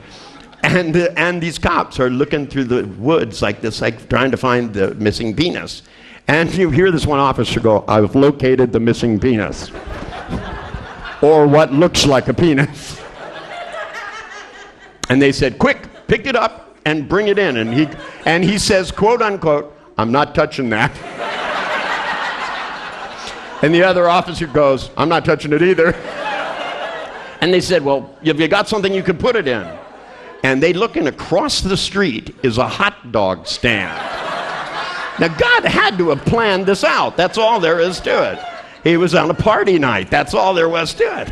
So they run over and they get one of the boxes that you buy, and when you order a hot dog, that they put it in the long boxes like this. They bring it back over, and they take the tweezers and gloves, and they put the penis in there and rush it to the hospital. And I love this. They said, "We have a 10-4. Penis is on its way." And people listening to the police radio this night had to have had the best night of their life. That's right. "The penis is now on Highway 101. It will arrive in 10 minutes. Pornographers were going, "This is the slowest fuck in the universe, The penis is now on its way. It's approaching the front of the hospital. We have people meeting the ambulance. We're going to put it on ice." Because you have to freeze the penis, apparently, before you sew it back on, or you don't want to have it. I pretty much assume it lost the erection already. But talk about a bad fucking day. And then when you think about it, the worst part of it is this guy's last name is Bobbitt. Oh, it's enough to make you believe in word magic, isn't it? She kept going, "That Bobbitt. That Bobbitt. That Bobbitt." And she drove away in the car with the penis. What did she do with the penis when she left? She could grab her purse and then take the penis and put it in her shirt pocket. I mean, what do you do with the penis, right? I mean, she didn't have a hot dog box. And I was waiting for the trial because I sent all these questions in to the attorneys. I wanted to know these things. Unfortunately, she copped a plea. There was no trial. I thought it would have been the best court TV. So, Miss Bobbitt, after you removed the penis, what was the first thing you did? She said, "Well, I drove away in the house." No, first thing you had to do is get your purse, your car keys. What did you do with the penis in the meanwhile? Where does one keep a penis when they need to have their hands free? That'd be such a great question, don't you think about it? Now, if you take this feeling of laughter and you spin it faster and you spin it faster, and then you turn around and you think about the problem you were thinking about before, you put it in perspective. You may have a bad problem, but this guy had a seriously bad day, and he didn't notice.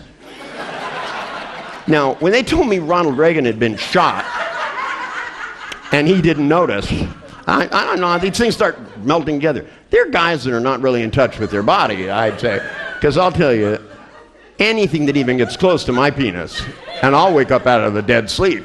I'd come out of a fucking coma. I dropped into a coma from diabetes because I was misdiagnosed.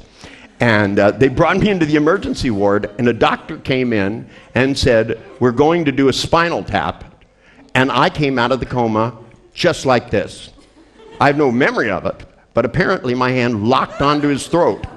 And I grabbed him and I pulled his face down and I said, "You will puncture no holes in my body." Right? And he said, "I thought this man's in a coma." And the person reading the signs goes, "He still is." So in a coma doesn't mean you're stupid. You should program. I had hypnotized myself and said if ever doctors did anything to me that I didn't want done, that I would wake up like like one of these zombies and strangle them until they did what I wanted. Because I've heard too many terrible things. I've worked with people that had gone in and doctors inadvertently say absolutely bad things. For example, after I would wake up from this whole thing, I'm in my room, it's a terrible experience. They've ripped out all my teeth. I'm laying there in the hospital, and all because they misdiagnosed me to start with. And I went to managers' clinics. I went to all these fancy places. Since I'd been all over the world, they knew I had to have a rare disease. Turned out I had the most common symptoms of all. She got it just like this. So I'm a little pissed off at doctors anyway. And this doctor comes in and said, "We have some literature for you to read." And I said, "It's a little late for that now, don't you think?" They said, "Well, you're going to have some more problems than you would ever expect." And they gave me one pamphlet for each problem. And the first one said that 80% of all diabetics suffer periods of impotence. And so I looked at the doctor and I said, "Okay, I'm going to be one of the 20 in this," and handed it back to him. And he said to me, "You don't get to choose." I said, "You should have told me that when you first handed me the thing. It's too late, I've already chosen." And I said, "I just feel bad for those other 80 guys." But that's okay, they can come to me and I'll help them out. Then there was another one there that said, if you smoke, insulin mixes with tobacco and has a terrible effect and can make you very ill. And I smoked about 4 packs of cigarettes a day, so I looked up at him and I said, "Okay, so you're basically saying if I don't quit smoking, something really bad is going to happen." And being in the hospital, I figured bad stuff could happen. So I said, "All right, I quit." And there was a woman doctor there, and she said to me, she said, "I'm sorry, it's not going to be that easy." And I said, I quit." And she said, No, we're talking about you really have to quit." And I said, "Ma'am," I said, "when I say I'm going to do something, I do something." And she said, "Look, lots of people say that they can quit smoking and then they can't." And then she started like the most horrible smoking hypnotic induction you'd ever heard. This woman is a medical doctor, she said, "I've seen it over the years, thousands of patients just like you. And every time they want to accomplish something, they fail, right? There's too much temptation." Then I realized she was talking about her. She said, "First, you have a meal, and then you crave and crave and crave that cigarette." I could see the sweat coming off of her face. I was looking at her lips drying out. I could feel their skin sucking for nicotine from anywhere. And she said, "And after sex, oh, that's the best cigarette of all. You'll miss it so much, and then once you take one puff, there's no turning back." And I said, "Relax, lady." I said, "Take a deep breath. Let me tell you a secret." I said, "You know how many fucking desires I have that I don't act on? Do you know how many desires you have that you don't know? Has there ever been you've been just around and you just wanted to kill somebody and you didn't even say a word, you just walked away someplace?" I mean, it's happened to me lots of situations. Have you ever seen somebody and just wanted to fuck their brains out and you didn't even say hello? We're conscious organisms. Consciousness is a part of the equation. We can change our behavior. So if you can control one thing, you can control another. The trouble is people try to fight things. You see, if you try to fight the temptation to worry, that's not the thing to do. The thing to do is to play with it. Then it changes. When you have a desire, like when you want to quit smoking, if you try to not feel like you want a cigarette, you lose. Take the feeling and turn it up and up and up till it becomes ludicrous. Then it'll turn into something wild. Our ability to play with our own neurology is what we haven't explored. I met most of the great geniuses of the last century. I was very lucky because I invented this thing called modeling. Had been around. People have been building mathematical models. Even Immanuel Kant has a book on modeling, and he was in the 14th century or something. At least his thinking was. He lived in the 18th century, but it was a German who wanted to put everything in one book. That's a very German thing anyway. I love Germany because it's the easiest country in the world to hypnotize people. because they have to do everything you say. They don't have words like maybe, kind of, sort of. They don't have words like that. Even when you say maybe, you have to say no, yes, naja. And so you can, with a German audience, you go, it is verboten to be conscious. And they go, that's it. It's wonderful. And then you go, you must always be flexible. Isn't that a great thing? It's a paradox. Because the paradox is where all change occurs. There's always a thing, every generalization will destroy itself at some time. And as soon as you realize that, poof, you can get things to collapse. Even that one just did it. So when I have a client comes in and they go, I can't say no to people. You go, say no to people. I want you to tell my secretary no. And they go, no, I won't. See, and you automatically win. So they all work that way, all of the problems. Everybody who comes in with self-doubt is certain about it. Every single one of them, they come in and they go, I'm really insecure. And you go, are you secure in that knowledge? I doubt myself. Are you certain? They go, yes, anchor, and you're done. You see, people can do all the stuff. People go in and they go, I always make bad decisions. And I go, when did you decide that? Maybe you're wrong about that. That could be a bad decision. Maybe you make some good decisions. We should think this through. You're not worried. You're not good. Are you right about this? And they go, absolutely. I love the ones filled with self-doubt. They go, my future is bleak. And I go, really? You have a bleak future? And they go, yes. They go, I have no confidence. And I go, are you sure? They go, yes, absolutely. No confidence whatsoever. I go, good, because then you're done. Because if they can be confident about that, then they can start doing the most important thing of all, which is deciding when to do things. It's not worrying that's bad. It's worrying about the wrong things, right? And not doing anything to find out, right? Especially nowadays when you can buy a real lie detector for a couple of $100, hook it up to your home computer, you can find out anything. It's pretty nice. I wanted to have a TV show. I tried to get a TV show where I could interview politicians and it's called Truster. It's made by the Israelis. And they use it at border crossings. And it's like 99.99999 infallible. Makes voice stress analyzers look like nothing. Absolutely fabulous. They sell a little case for $7,000, and it's a suitcase at the border. They go, do you have any bad intentions towards Israel? People go, none. You know? Very reliable device. But they made a thing that you can put in your personal computer for like $400. And I had to get one. It was great. And it has these visual things. It requires no pre-calibration, works off the microcircuitry on the edge of the vocal cords, the cilia, and can tell whether people are lying or not. And I thought, what a great thing to have politicians, because the first thing I did is played the Watergate tapes. And I want to tell you, it makes the whole thing really interesting, because at the time I thought they were boring. But when you have a lie detector and you listen to these things with these politicians, and their speeches, it's absolutely funny. It's high comedy.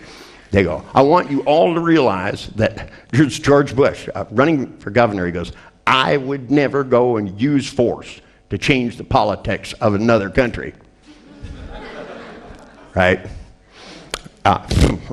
Now, to begin with, whenever people start to tell you about the future, if they tell you you're going to die, doctors aren't claiming to be doctors. They're claiming to be psychics. Okay? Because there's too many examples of people who were supposed to die not doing it. It's called spontaneous remission. Plan for it. That's my theory. Here's this lovely a woman in a workshop in Scotland came up and told me a story. Her grandfather was in the hospital, riddled with cancer, and they told the family he probably will only live a week at the most. You should take him home, have a nurse round the clock, and we're sorry. But they said nothing to him. They just said, Dad, you can come home. Put his clothes on, took him back to the house, hung around with the nurse. A couple of weeks later, he started going out gardening in the back. 3 months went by, and these people are getting tired of paying these fucking bills for the nurse. He's watching TV. He's going out and playing golf. 5 months goes by. They call up the doctor, and they go, look, we can't afford this nurse any longer. He said, he had a week. It's been 5 months. And he goes, he's alive? And they had to bring him in, and they brought him in. He's got absolutely no cancer. And he says to them, he goes, of course I have no cancer. You cured me. That's why you sent me home. He believed he was well, so he got well. Now, the doctor actually was upset by this. He said, because if we did a study about this, we couldn't get reliable results. He's alive. That's reliable, I think. I think that's just as fucking reliable as you could get. And they said, well, we can't lie to every patient. I said, you didn't even lie to him. He did this on his own. He just assumed that he believed that he got well, and that's why you let him home. So we've got to teach people how to believe things. And if you'd stop and think about it right now, there are things you believe and things you don't believe. And some of them are totally absurd. I mean, excuse me, but, they're just some people, for example, some people believe absolutely and utterly that there is no afterlife. Now, how can you even have a fucking opinion about that? I mean, they ask me, I like reincarnation. I think it beats all the alternatives. My gravestone is going to say I'll be back, In fact, I probably have lots of gravestones around that say that. I mean, I just like the alternative. I mean, to me, it does. And I always love that Hindu philosophy, too. They're so great because they don't say, do you believe in God? They say, do you know Ganesh? And that's a much more personal thing. Does he come over your house, have dinner, have a few cocktails? I think that, to me, with deities, I think you should have contact with them, that you shouldn't need intermediaries. And I know, especially in Ireland, they say it's a Catholic country, but it isn't really. I went to Italy. That's a Catholic country. The Vatican's very Catholic. You guys are still pagans, I can tell. Yes. That's because I met this priest from Irish priest, and a very interesting guy, heavily into fundraising, big thing into fundraising. He's not interested in religion. He told me so himself. I said, how did you become a priest? He said, oh, it's a long, boring story. He goes, but we're having a bake sale next week. And I said, I'm a diabetic. And he goes, well, you could buy presents for other people. It was very brilliant. And I said, wouldn't you rather convert me to be a Christian? And he said, I have to give a sermon every week because it's my job. And I said, well, do you believe in God? And he goes, I don't even think about it. He goes, but I do think about how we could raise enough money to build a new community center. And I thought, it's a pretty good thing. But if I wasn't thinking about religion, I don't know that I would want to be a priest. Although I am a Voodoo priest. But that wasn't really my idea. That was somebody else's. They said, we teach you these things. You must have this right. It's kind of spooky, too. But that's okay. I've tried lots of things to find out. And I'll tell you, they have some really good herbal stuff they use. They had this stuff this root they grow, and you grind this stuff up, put a little stuff of it on the palm of your hand, and you just go in somebody's face like that. And they go cataleptic. And they stay that way for like an hour. I mean, if you were going to be a jewel thief, it would be the thing to have. You just have to be careful which way the wind is blowing. Otherwise, as a mugger, you'd be in big trouble. You go, and the wind was, and you'd be there for an hour. Say, statue to New York City. Now, if you take the feeling of the absurdity of the things that you were laughing about, and you start to think about the other things that you would worry about, right? You have two choices. Because the certainty that I talk about is if you decide that you're not going to waste that much time, because they always say you don't have any idea how long you'll live. They make it sound like, well, if you died tomorrow, that would mean that you wouldn't have to worry that much. But what if you live for years? What if they discover something that makes it so everybody lives for 1,000 years? We're this close to a discovery like that. That means, you know how long you would have to fucking worry then? 1,000 years. Think about it, right? I think hours, months, years. That would probably be, 700 years of worrying. Not a nickel do you get for it. I do this with all my clients because I always go, when they tell me their problems, I always go, how much do you get paid for this? And they go, well, I don't get paid. I said, you do all of this and you don't get paid? I go, I never would do that. Little Andy, people come off the TV and follow him around.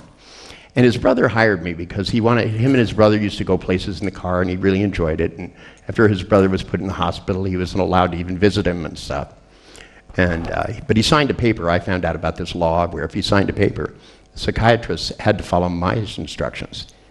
And I didn't even know that law existed, but it did in that particular state. So I called them up and said, well, the first thing he had to do is take him off a drug slowly, so he didn't go through bad withdrawal.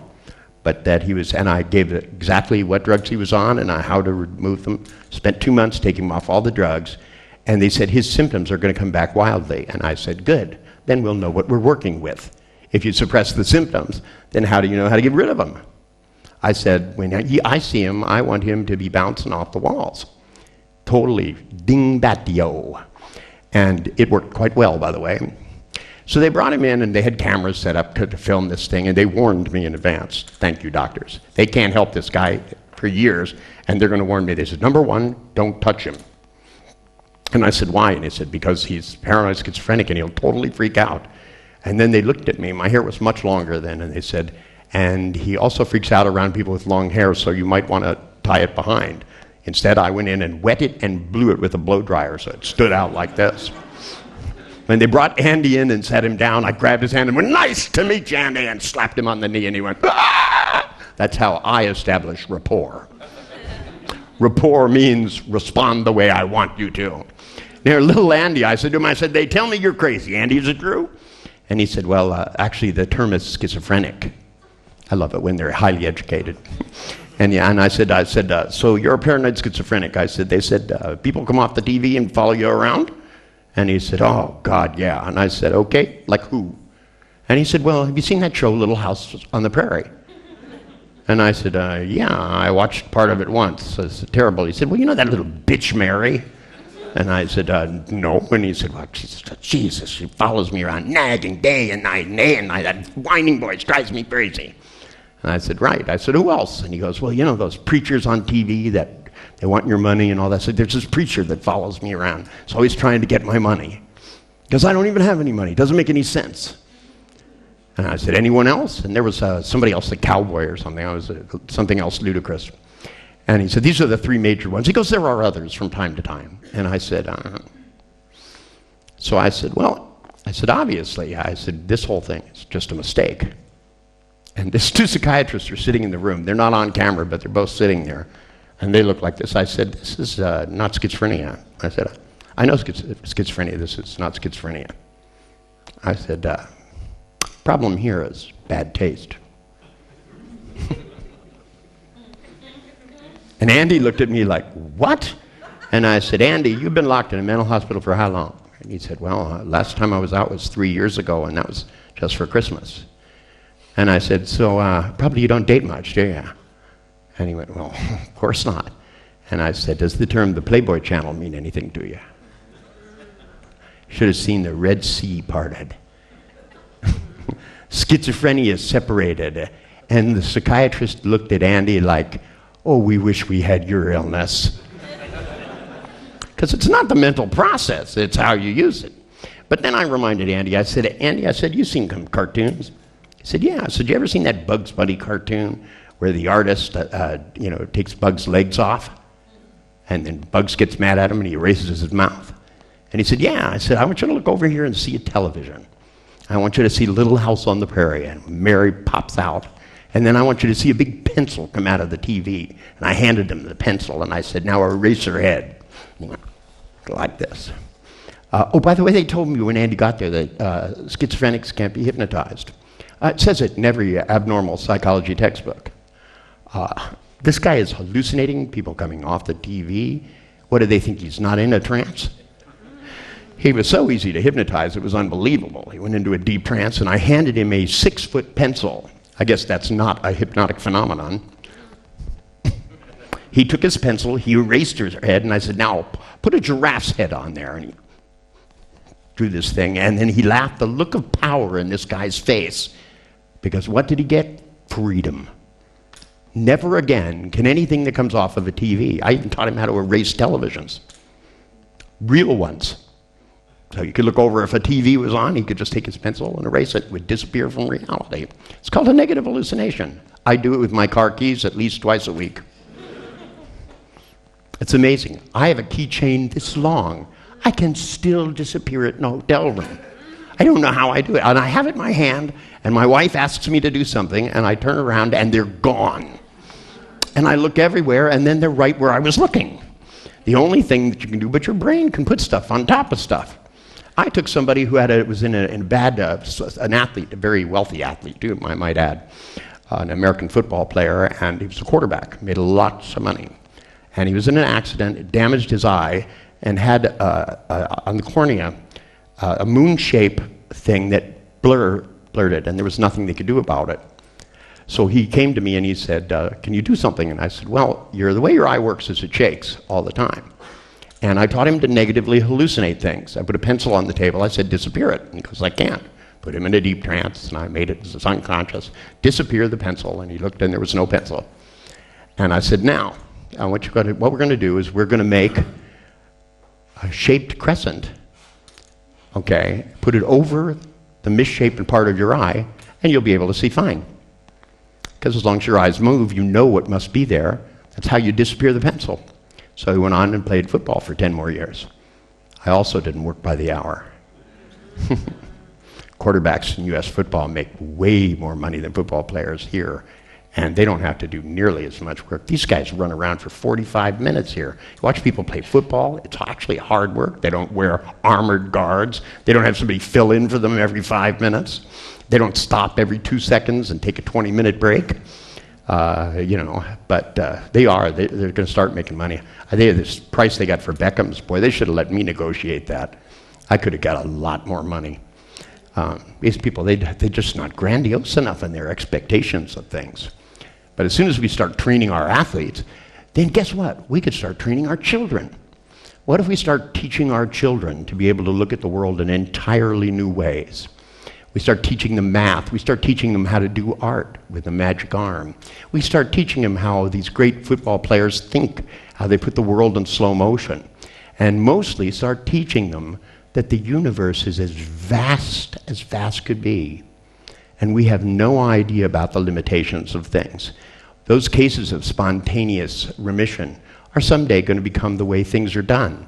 There'll be people whose jobs it is to come in. You'll come in and they'll go, and make all disease disappear. They'll get a couple of these shaman from the jungle and find out what they're really doing. This one guy in India grew a tumor. I saw it. They brought him into a laboratory environment so it could be science. And they put his hand out. He grew a tumor right in front of us. We watched him do it.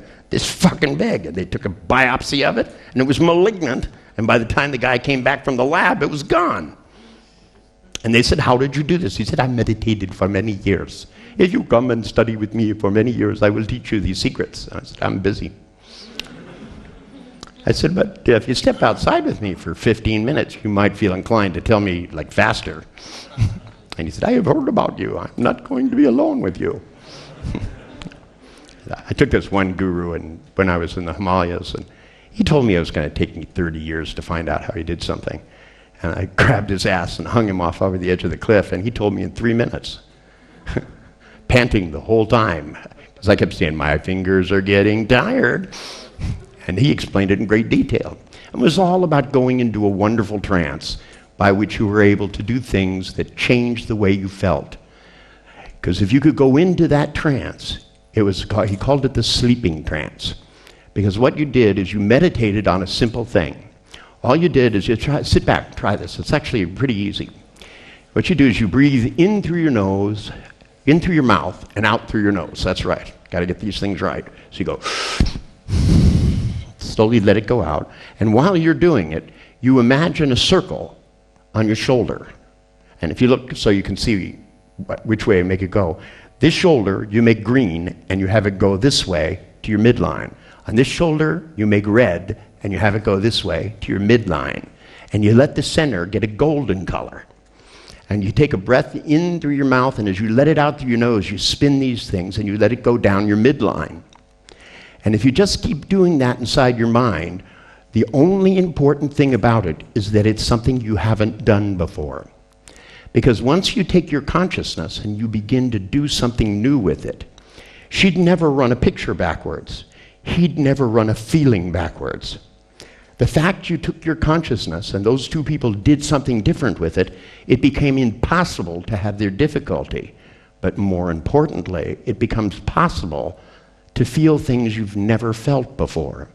So if you keep breathing in and slowly letting it out and spinning the circles till the light in the center of you gets more and more golden color, you have the opportunity to create a new feeling. And while that feeling is growing, I want to tell the unconscious portion of each of both of you that tonight, while you sleep and while you dream, something special is going to happen, because it's too late. While you weren't watching and while you weren't listening, some part of you got the idea it's all a lot easier than you thought it was. And all the pain and the suffering isn't the important part. It's all the great joy, all the great wisdom, all the great possibility that no one's even thought of yet. That when you stretch out tonight, while you sleep and while you dream, your imagination can reach out as far into the universe as it wants to begin to look for new possibilities. Between all the things you feel in your life, there's a billion other feelings you have never had, and most of them are wonderful. Most of them are great confidence and great excitement, great relaxation. If you're even a little bit in love, you can be way in love because you can spin that feeling. And you can spin it faster and wider and longer and make it so that the way you feel about your children becomes much more concerned. Because while you're spinning that love, you can go into the future and look at the impact. Maybe the bed bugs won't be biting tonight. Maybe you'll be saying in tonality that reassures them the planet's going to be a better place. They've been trying to kill ourselves off for centuries. We're a tough race. We're not going anywhere. And pretty soon we're going to get smart enough that we'll stop trying to blow each other up and we'll go to the stars. And we won't go to them. We'll get to them. We'll figure out we don't have to go across the space in a big bullet. We can go through space. In fact, we do it all the time, I believe. And in your imagination, you can go into the future or the past. I always recommend the future. The best thing about the past is it's over. Even the best thing that ever happened to you in your life should be only the foundation of what you're willing to accept in the future. Only better orgasms, music-gasms, love-gasms, art-gasms.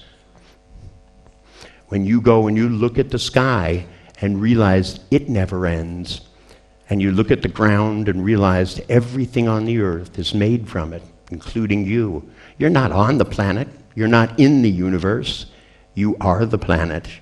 You are the universe. You are the consciousness of the universe trying to know itself. That's a very vast concept. It leaves a lot of room for possibility.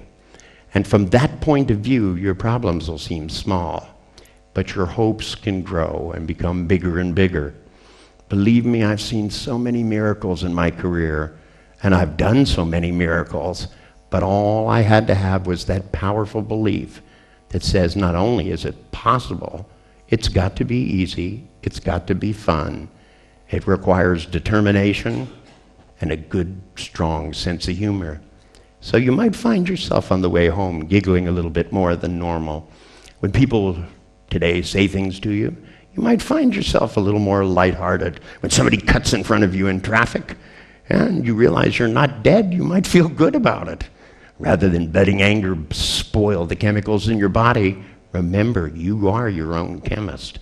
And there's a few chemicals you guys haven't been playing with lately. And a little bit of LSD is made inside your mind. And a little drip more here. Bliss is made inside your mind. Excitement. All of those things that happen just before the most pleasurable experiences, the best insights, the aha experiences. The day I figured out how easy it was to get over phobias, because I listened to somebody, they kept telling me how they got rid of their phobia, and I finally heard a person and tried it with another, and another, and another, and I went, I could do this with every mental disorder there is. We could get rid of all kinds of problems. I wrote frogs into princes, and people who had phobias of heights wrote me postcards from the Grand Canyon. Thousands of dollars of therapy, and for $8.95 they were free. Because tonight, while you meditate on this feeling and while you sleep deeply, you're going to come back at 10 o'clock tomorrow and you're going to feel an unexplainable sense of well-being.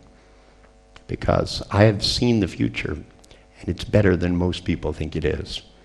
And I've seen your future, and it's going to keep getting better. The more you plan to enjoy life, the more enjoyment you'll have in life, and the more things you'll figure out to enjoy. And if things are going badly, then you stop, because bad things will happen. I have problems. Stuff happens. My wife got sick. But the only question is, do you deal with them and then move on? Or do you make them worse and worse? Then go to therapy for the rest of your life. End up talking to empty furniture and psychiatrists, which is almost as empty. Because if you don't take your heart and your mind and your soul and with everything move towards getting people so they're healthier and happier and smarter, evolution won't make the jump it needs to. And the evolutionary jump is when we realize our consciousness is such a powerful force that if one lone hippie from San Francisco can have the millions and millions and millions of people's lives changed, imagine what an educated person like you can do. And imagine what your children can do and the people you meet. It makes every moment vitally important. So the only other thing I want you to do is to be careful. Remember, most people out there are not that conscious. So make sure you look both ways before crossing the street, especially if you're from America, where they drive on the wrong side of the road. Because when you step out, the bus will be coming from the other side. I learned that the hard way. And remember, make something taste better and run through and pick all the best feelings you have and double them and double them. Practice tonight. So tomorrow when you come back, we can begin to answer the most important question of all. How much pleasure could you really stand? How smart can you really be? Are you willing to? If there was no limit to it, how far would you be willing to go? How deeply in love would you want to feel? I've been married for 31 years, and everybody said it wouldn't work out. They said my wife and I were the least likely to even be able to date through a whole evening. And all of those people are divorced. They sued each other and everything. And we don't fight. We don't do none of that stuff. We bicker a bit, especially when I'm driving, because I make mistakes. My mind has a tendency to wander from here to there. And I don't like things like she always says to me, stop and ask for directions. So I go inside my head and I go, universe, tell me where it is. Give me a sign, right? And I do it with my feelings. I just reach out and I turn. My wife goes, why did you turn? And I go, because I feel it's over there somewhere. And she screams at the top of her lungs, but I'm always right. And it bugs the hell out of her. I'll go in a city to find a place without knowing the address. I'll just will that I get to the right place. And when she's totally frustrated, I'll turn in a parking space and it'll be right there. And she doesn't know how I do it. And it's really pretty easy. Everything, how many people in the universe have already looked at maps? Why should I? All I have to do is tap into it. And it's there. And if you believe it strongly enough, you get to do it.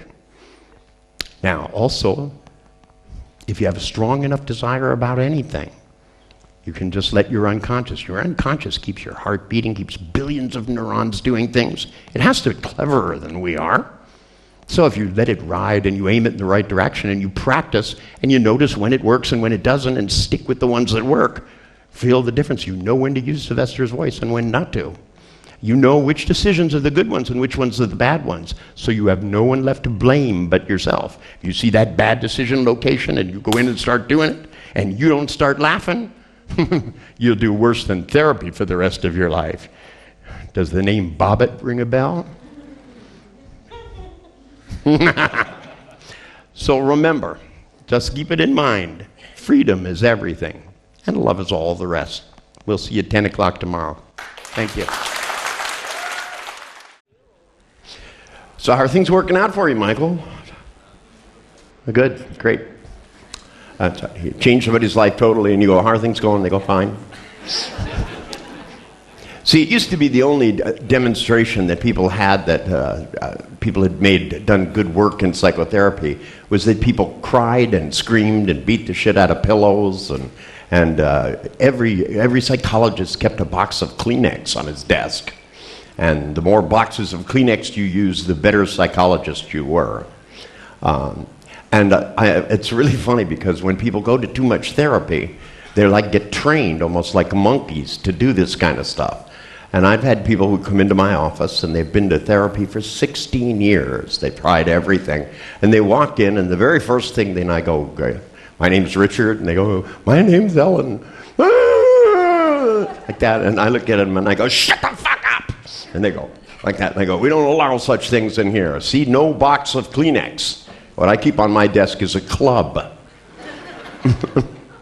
And I go, and it's going to be really hard to blow your nose with a club.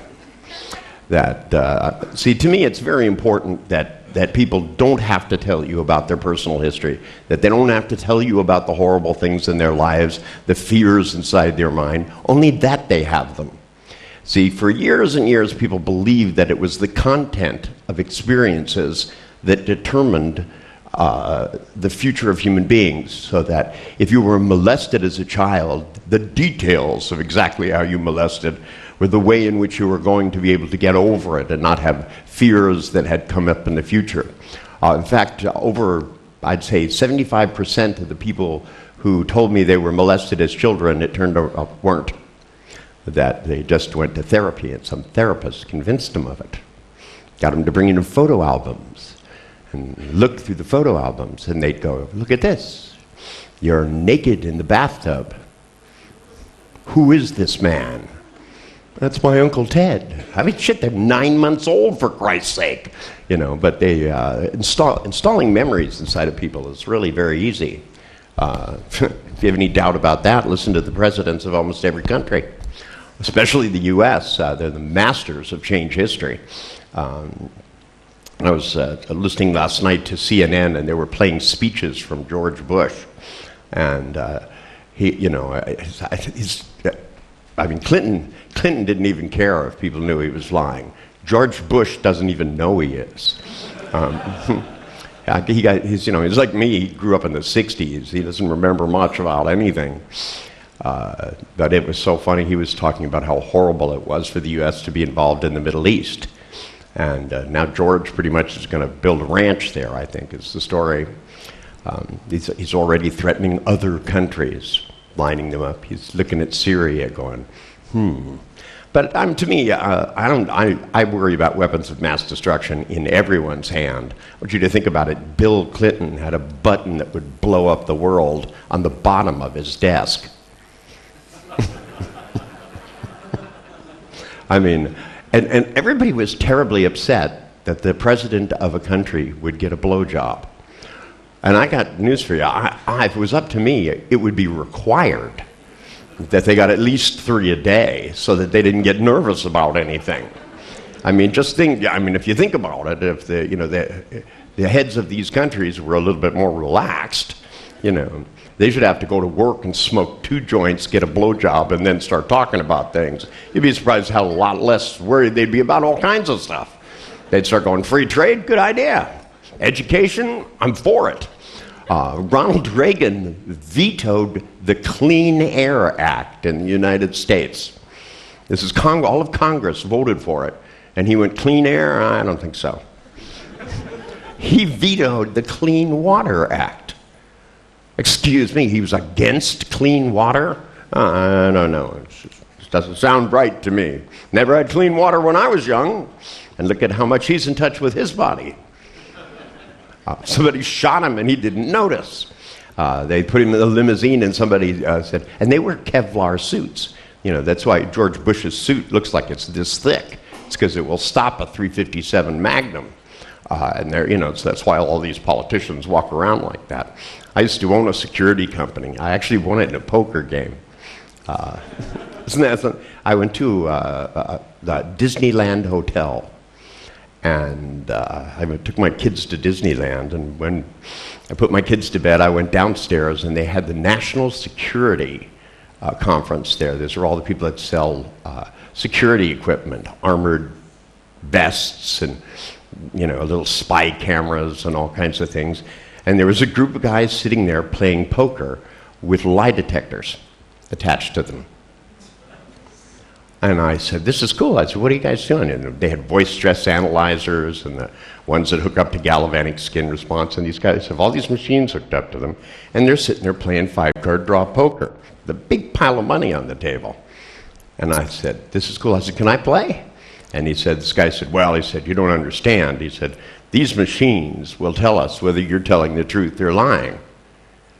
And I said, cool. That should make it really easy to play poker. And I sat down and they attached me all up to this thing. And the guy said, what's your name? And I went, Sue Parker. They looked at the machines and they said, nice to meet you, Sue. Pretty unusual name. And I said, that's fine. I said, but my father, Ben Franklin, was an unusual man. And as we began to play, they kept getting confused because, we'd bet these hands, we'd bet them up really high, and they'd be absolutely sure that I was lying. They'd go, so you think you have a good hand? And I'd go, absolutely. And it would go, total lie. And then I'd have 4 aces. They never even thought about how I kept doing that over and over again. But then I wrote a book on close-up magic. Actually, I wrote 3 of them under a different name on how to take cards at Preston. See, I was fascinated with the idea of that you could take an illusion. You could take 52 pieces of paper, you do an illusion, and people have very intense responses. And most of the time, you don't even do anything. You just take the deck of cards. This is funny, because most people don't start paying attention soon enough. Illusions aren't built on inaccurate perceptions. They're built on incomplete perceptions. Usually your perceptions are completely accurate, you just start too late. Most card tricks work like this. You, as a magician, look at the deck of cards, you pick a card, right, and you put your thumb on it halfway through the deck and you go like this, you go, take a card, and you hand it to the person and they go like this and you go, don't let me see it, and they go, as if you already don't know what it is. Is this still working? Anyway, what happens is that as your verbal behavior starts to sound like you don't know, people assume. They go ahead and build up these illusions that you don't already know what it is. And then you go put it on the top of the deck. Put it on the top of the deck, and then you take the deck and you shuffle it, and you push it through and pull it out the other side. So you've actually done nothing. You can take it and cut the deck like this and do absolutely nothing. So if you shuffle it 3 times and do nothing, cut it twice and actually do nothing, they're called false cuts, false shuffles, you've actually done nothing. And then you have them take the top card off, and it's their card, and they're amazed. Well, the other thing that you do is you take and you lift 2 cards up instead of 1, and you show them the card. And that's a 2 of clubs, and you put it back on the top of the deck and go, poof, and it turns into the ace of spades. But it doesn't actually turn into the ace of spades. It always was. But people assume they only saw 1 card. Now, people look at that and go, wow! And yet, they turn on the electric light, and they aren't amazed at all. I mean, think about the amount of trouble that people go through to get light from gas. I mean, they dam up rivers, build nuclear power plants, and put wire all over the whole planet, and run little electrons. And by the way you make electricity, we still don't know what it is. By the way, as scientists, we have no idea. We know how to harness it. What you do is you take a magnet and you move the magnet around. In any magnetic field, if you move any metal object around, electrons fly off. And you can put them in wire and funnel them around. And then if you take certain gases and you put them inside of bulbs. Thomas Edison, by the way, did not invent the light bulb. A guy named Tesla did, who worked for him, who holds more patents in the world still to this day than anybody. True genius. He even when Mark Twain met him, and this was before they had electricity in New York City, and then somebody took him down in the back streets of New York City, and there was a big warehouse in the middle of the night, and all they had were gas lamps in those days, and this warehouse is lit up, completely lit up, glowing in the dark. And they went up and knocked on the door, and footsteps down the stairs. They opened the door, and there was Tesla standing there with a long rod over his shoulder that was the brightest light Mark Twain said he'd ever seen. Not attached to anything. They walked up the stairs, and he set the bulb down, and it sat there and just kept glowing. For any of you who are amazed by that, take one of those fluorescent light bulbs and go and walk under those great big power lines that go across this country. And as you pass underneath them, the light bulb will light up. You know, a lot of people don't understand that. That's why they don't let people live under them anymore. The amount of radiation and EUs, that is magnetic gauze, coming from those big power lines is enough to light up a light bulb and your cell inside of you. So people ended up getting leukemia. And we had great places in the United States. We had a place called Love Canal where they dumped toxic waste for years and years and years, and then built a housing tract over the top of it. They called it landfill.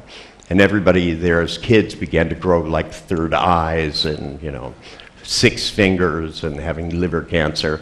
And they had a big lawsuit where lawyers got up and said, there's no evidence to prove a connection between toxic waste and the illnesses of all of these children, which was statistically through the ceiling. It was like 93%. But yet there were still some kids that wouldn't get sick no matter what happened.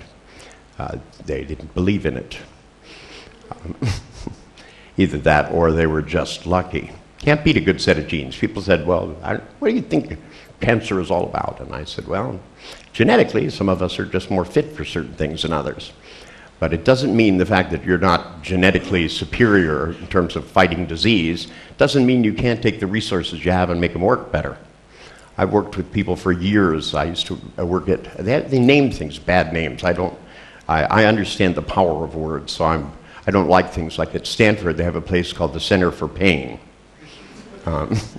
I think that should be the admin building, but this is a place where people with terminal diseases who have built up immunity to drugs go there and they try alternative treatments. They have inhalation therapy machines where you breathe drugs deeply, and they asked me if I would come in and because I had made claims that you could use hypnosis for pain control. I was convinced of this when I saw somebody who was allergic to drugs get open heart surgery with nothing but hypnosis. I personally think that's going way over the top. I think, you know, that would be the time where this guy did it completely awake, and they put a mirror so he could watch. And they televised it in Switzerland. Only the Swiss would want to watch that, I guess. You know, it's like you guys are here watching football and the Swiss are watching open heart surgery. But this was a very courageous thing. It actually was the husband of a hypnotist, and this woman hypnotized her husband, and they cut his chest open, spread his ribs apart, and took his heart out, you know, and put a new heart in. And the whole time he's sitting there going, wow, this is fascinating. And the surgeons kept it. I didn't speak German, and the surgeons were German, but they had a translation thing underneath. I don't know how accurate it was, but the surgeons were saying to each other how amazed they were that this guy felt no pain, and every time they'd say it, you'd watch him twitch. It's like dentists walking up to you with a big needle and sticking his hand in your mouth, holding it in front of your eyes so you can see it coming, and then saying to you, this is probably going to hurt a bit. Now, I had a dentist years ago that I had said that to me, so I kicked him in the nuts. And he went, ow! And I said, gee, you were right. And he said, so what would you do? And I said, well, to begin with, what I do is tell somebody to close their eyes, take a deep breath, and then I just say the word soften, because the needle will slide right in. I've taught now thousands of other diabetics how to give themselves shots without pain, because mostly what they do is tense up. That makes it hurt a lot, and they usually, because it says so, by the way, in the booklet that they give you, it says to rotate where you give shots in this idiotic pattern so that you switch from places that don't have a lot of nerves to shooting yourself in the arm, so you end up with pinholes all over yourself.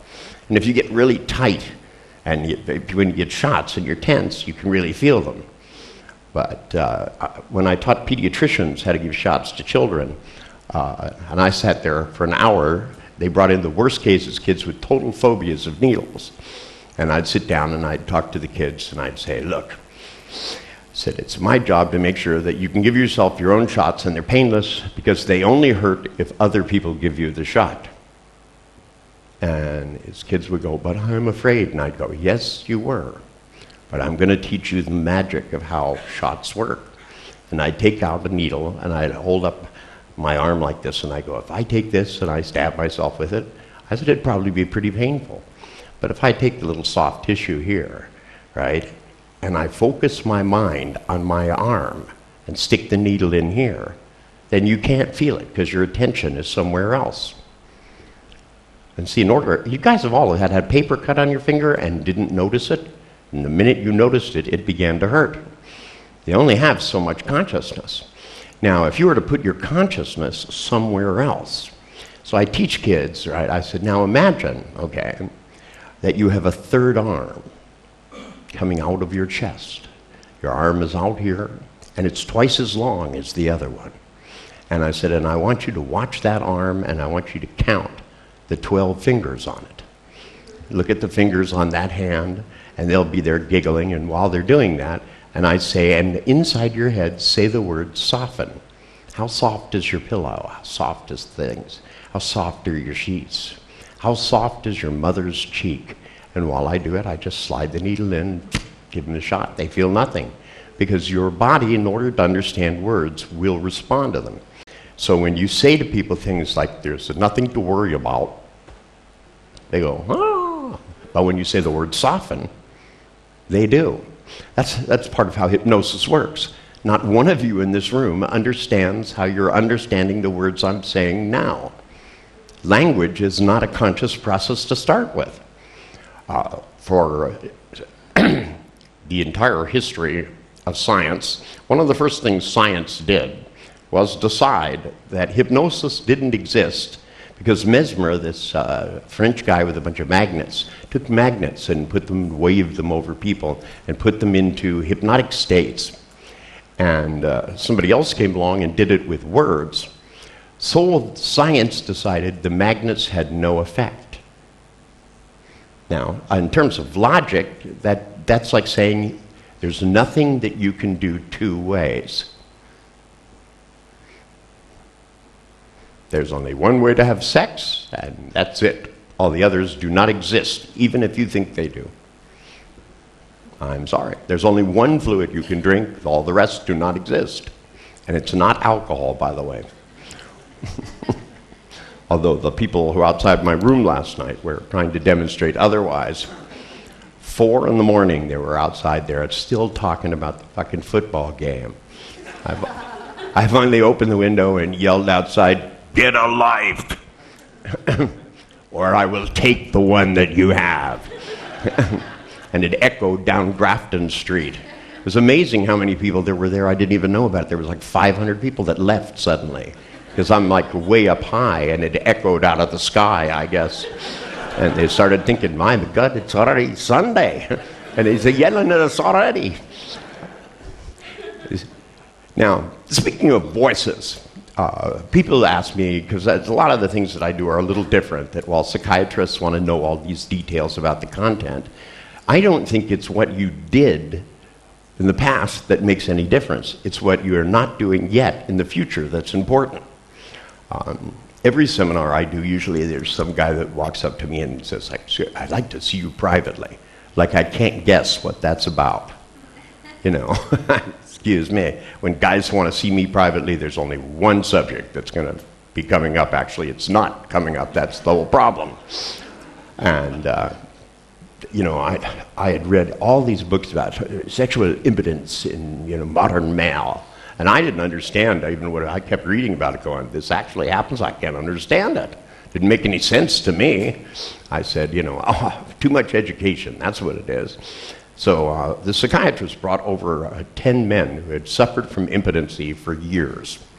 And they set them around the room, and he had them talk about it. And I was just totally humiliated.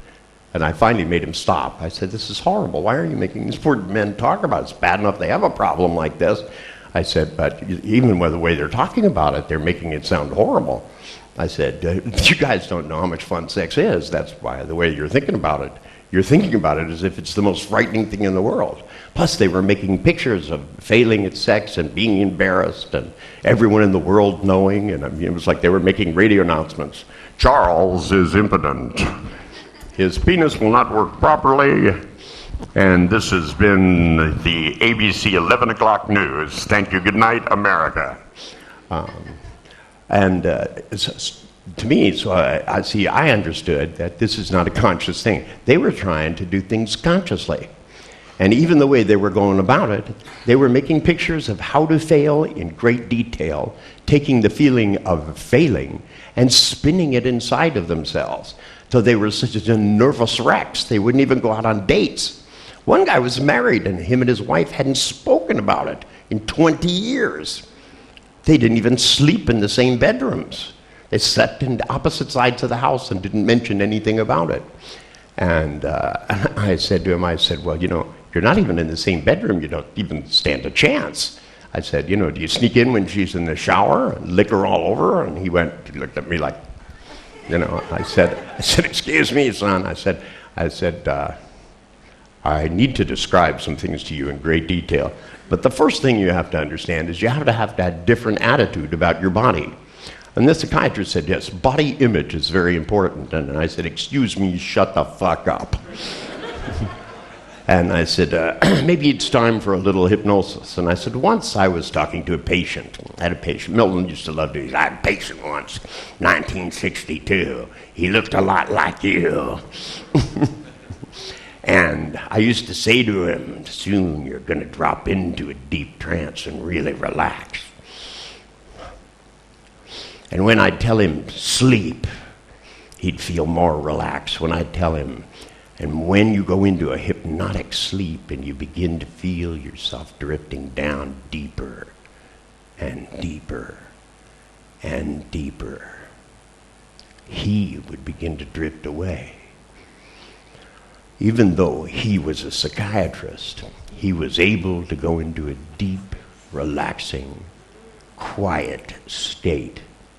It's almost as if he was unable to speak or move. And the psychiatrist in the room went, and I said, that's right. Your mind is closed. Try opening it and shutting your eyes. Because, you see, it's a lot simpler. I told these guys to start to think about every single day they go into the bathroom and they pull the zipper down in their pants. They come home even when they take their pants off. The first thing they do is unzip that zipper. And I said, and every time you do, I want you to hear this inside your mind.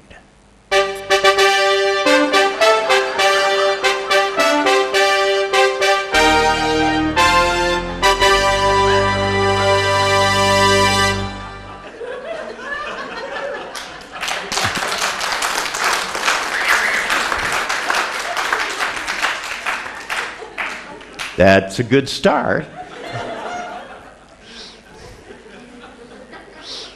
Then I explained to them what before play is.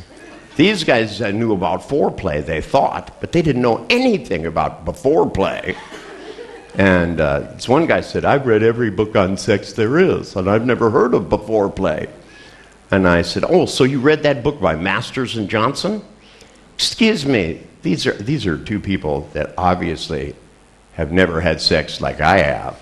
Because I'll tell you, they made it sound so fucking boring, I don't know if I'd bother. They were telling people, literally it says in their book about sex, that, if you're having trouble with premature ejaculation, then what you do is you float out of your body and across the room. Oh, astro traveling, there's a solution. And think about your favorite football game in great detail. Every single step in the process, every single kick of the ball.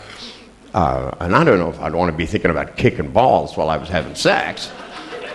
That I don't think would really, to me, make the experience more pleasurable.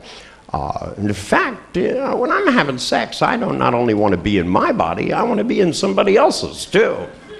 It's just a crazy idea. I mean, this is what happens when you get too much theory going on and not enough practice.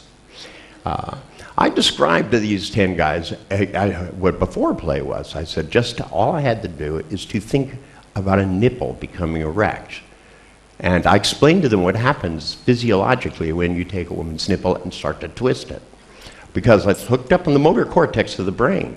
You know, I want you guys to try something. Just flare your own nostrils. And don't wiggle your nose. Just take the nostrils and flare them. And you go, like that. Another part of your body moves automatically, doesn't it? Richard knows things about people that no one should know. Now, in the motor cortex of the brain, the thing that controls these muscles also controls the muscles in your balls, right? So if you move one, the other moves. So I told these guys, I said, now, when you start to think about this nipple in your mind, I said, I want you to think about the fact that before bulls have sex, they go like this and make that sound like this. And suddenly you'll feel this startling sensation inside your balls, because this means your unconscious mind has reconnected your penis to reality. And as long as you have a nose, your penis will work whenever it needs to, as long as you're not a psychiatrist. I could hear this little voice from inside a trance going, "Help me! Help me!" Because you see, the fact that they were trying to make sex clinical takes all the fun out of it. If it's not going to be fun, why bother in the first place? Oh, excuse me, because of the Bible it says, go forth and procreate. It doesn't say go forth and procreate totally bored, by the way. If you read the Old Testament, they were partying down. They knew how to have fun. And they were out there slaughtering each other and, doing this stuff. But let's keep in mind, these are stories written by Hebrews wandering around in the desert. And I don't know if any of you have ever been to Israel, but if you went out of Egypt, right, and walked to where Israel is, at the best, if you hopped on one foot, you could get there in a week. So 40 years in the desert? Well, actually, what happened is at first, the leader, one of his legs was a little shorter than the other. And he kept kind of going like this. Then they ran into some footsteps, and they said, look at these footsteps in the sand. Let's follow these. These must be where we're going. And then they walked, and 2 days later, there was twice as many footsteps. So they just kept going and following until there were thousands of footsteps, and they kept going round and round for 40 years. These and other Bible stories. My favorite story in the Bible, of course, is the one about the ark, because it sort of shows the thing that I think if the deities were kind enough to create the universe, they wouldn't be the kind of deity that would wake up one morning with a hangover and decide to kill every living thing on the planet. And goes, well, this plan is not working out very well, so I think I'll kill everyone and everything. We're talking about, and of course God also couldn't have been a geneticist. 2 of each animal and 1 family. That means God is from Arkansas. Say, when they tell you the story of Noah's Ark, you should really have banjo music in the background. They should be, and God said to Noah, go forth and get your sister, your brother, and your 2 first cousins, right? And get 2 pigs and 2 cows and 2 horses and get in that fucking ark. Because tomorrow I'm going to kill every living fucking thing on the planet. We're talking about the other gods must have been totally upset. Oh yes, other gods? Read the Bible. What does it say? Thou shalt put no other gods before me. I.e., there must be some. Pope didn't like that joke, by the way. I think it's funny. He hasn't got really much of a sense of humor, has he? You watch him, he's a deadly serious guy. So when I was in Rome, somebody said, you have to see the Pope. I said, I saw him on TV, I said, I don't like the show. He's too damn serious. It's not practical enough for me. He's telling people in countries that are ravished with AIDS not to use condoms. Well, yeah, I mean, you know, he looks grumpy. He looks like he could use a blowjob too, actually. You know, I sent him a fax stating that.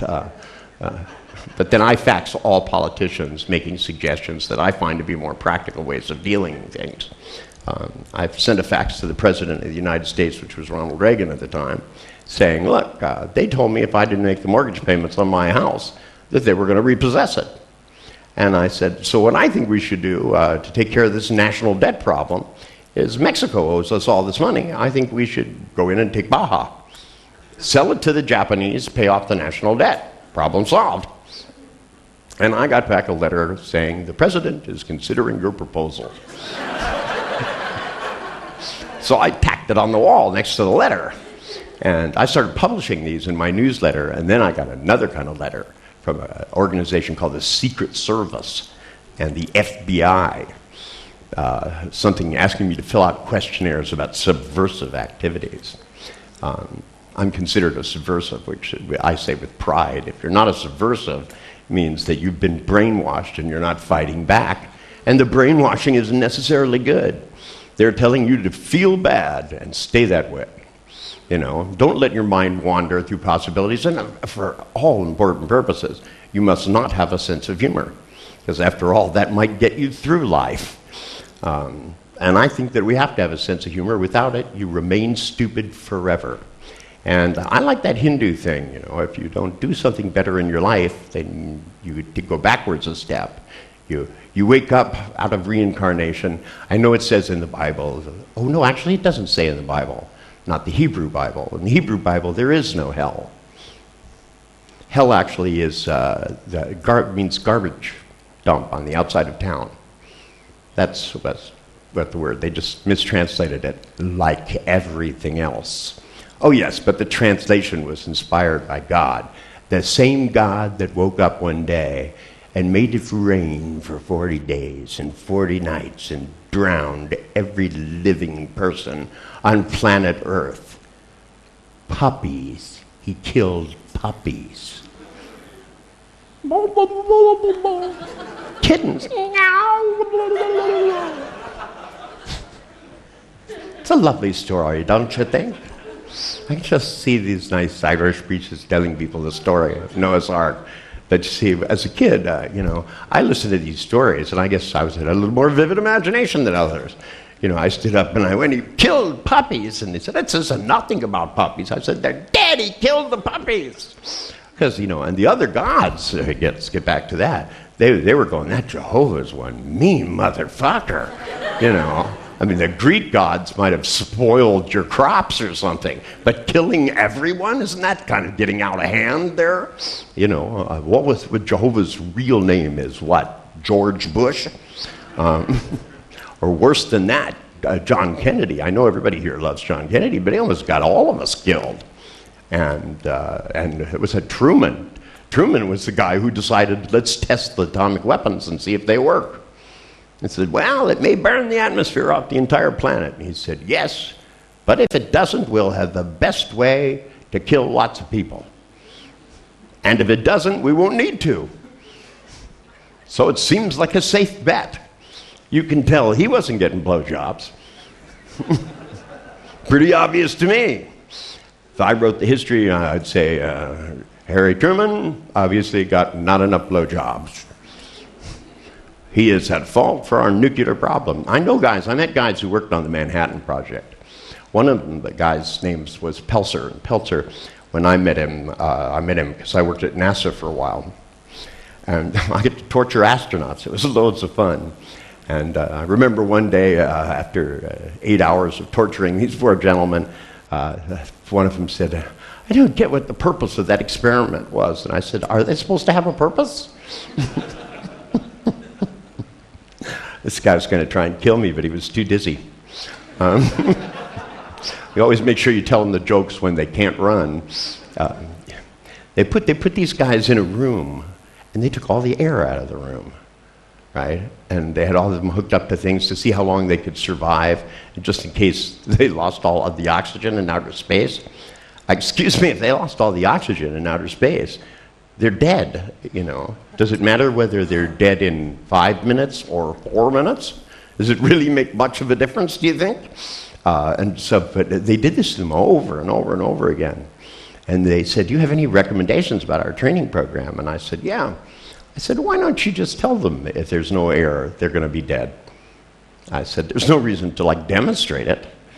I mean, you know, I said, you could be killing brain cells. This could have some really negative experiences. I said, what we should do is put the administrators in charge of this program inside that booth. Turn the air off and ask them if they want to keep this part of the program. My guess is they'll hit that no button. The coffee pot, which was designed, by the way, one of the first projects I worked on at NASA in behavioral engineering was the space toilet. Because originally, astronauts, they would fit them with the catheters, and so that when they go up and they go around, they just would shit in their suits, basically. Have a thing they disengaged and then would float out into outer space, little bags of shit floating around in outer space. Every once in a while, coming down through the atmosphere. And people would say, a shooting star, oh shit! You have no idea how true that is. And also, I know these things just float off the planet and they, you know, go into orbit and get a little push around the sun and are launched off across the universe. And some guy who's flying from Alpha Centauri to some other galaxy sees this thing come flying by and they net it out and they go, oh shit, Earth. I mean, you know, talk about polluting the planet, you know, we want to get out there and pollute space too. It's a terrible thing, but there was a group of experiments they did called the Bandler experiments on one of the shuttle flights because they actually were scaring the crap out of the astronauts. And they came to me and they said, well, Dr. Bandler, you know a lot about language. And I said, yes, I do. And they said, here's the transcript. Because they thought you had to talk in a monotone, just like the stupid hypnotist did. And so they would go, this is Johnson Center, Houston. We have an update, 3 o'clock, all systems are go. That's 10-4. And astronauts would go, great. Well, they said to these guys, they're all hooked up with heart monitors and stuff, and the readouts are on this stuff. They said to them, we've discovered there's a trouble with the life support system, and there's nothing you gentlemen can do about it. And their hearts began to pound wildly, and their blood pressure went way up. And the scientists were confused. They didn't understand why. They looked at me, and I said, well, you just told them they're going to die. And they said, no, we didn't. We told them we're going to fix the problem from down here on the ground. I said, I missed that part. Where does it say that? And the guy said, well, he said, it's implied. I said, no, it's not. You just said your life support system has failed to function and there's nothing you can do about it whatsoever. And I said, basically, these guys, you told them they were going to die and you're surprised their heart rate went up a little bit? I said, you have to be a little more clear in your communication. You have to start with the part that says things are going to get better. You used to say, we've discovered a problem which we're going to fix from down here with your life support system. I said, the reverse order, you're bound to scare the crap out of them. If you start with the life support system is not working, they probably won't even hear anything you say after that. You know, they'll be going, how long do we have to get back to Earth? Where is it anyway? By the way, these guys have told me some interesting stories that they haven't told the people they're afraid to tell people at NASA because, you know, everybody is terrified about the concept of UFOs. And, but I think, you know, it's got, you know, the things get you loaded. I don't know, have you ever been in a near accident in a car? You get a real adrenaline rush going and stuff like that. And, or if you've had to do things like, I know some of you are in the military and they make you do totally bizarre things. I mean, just, it's like going to a Tony Robbins seminar for 2 years.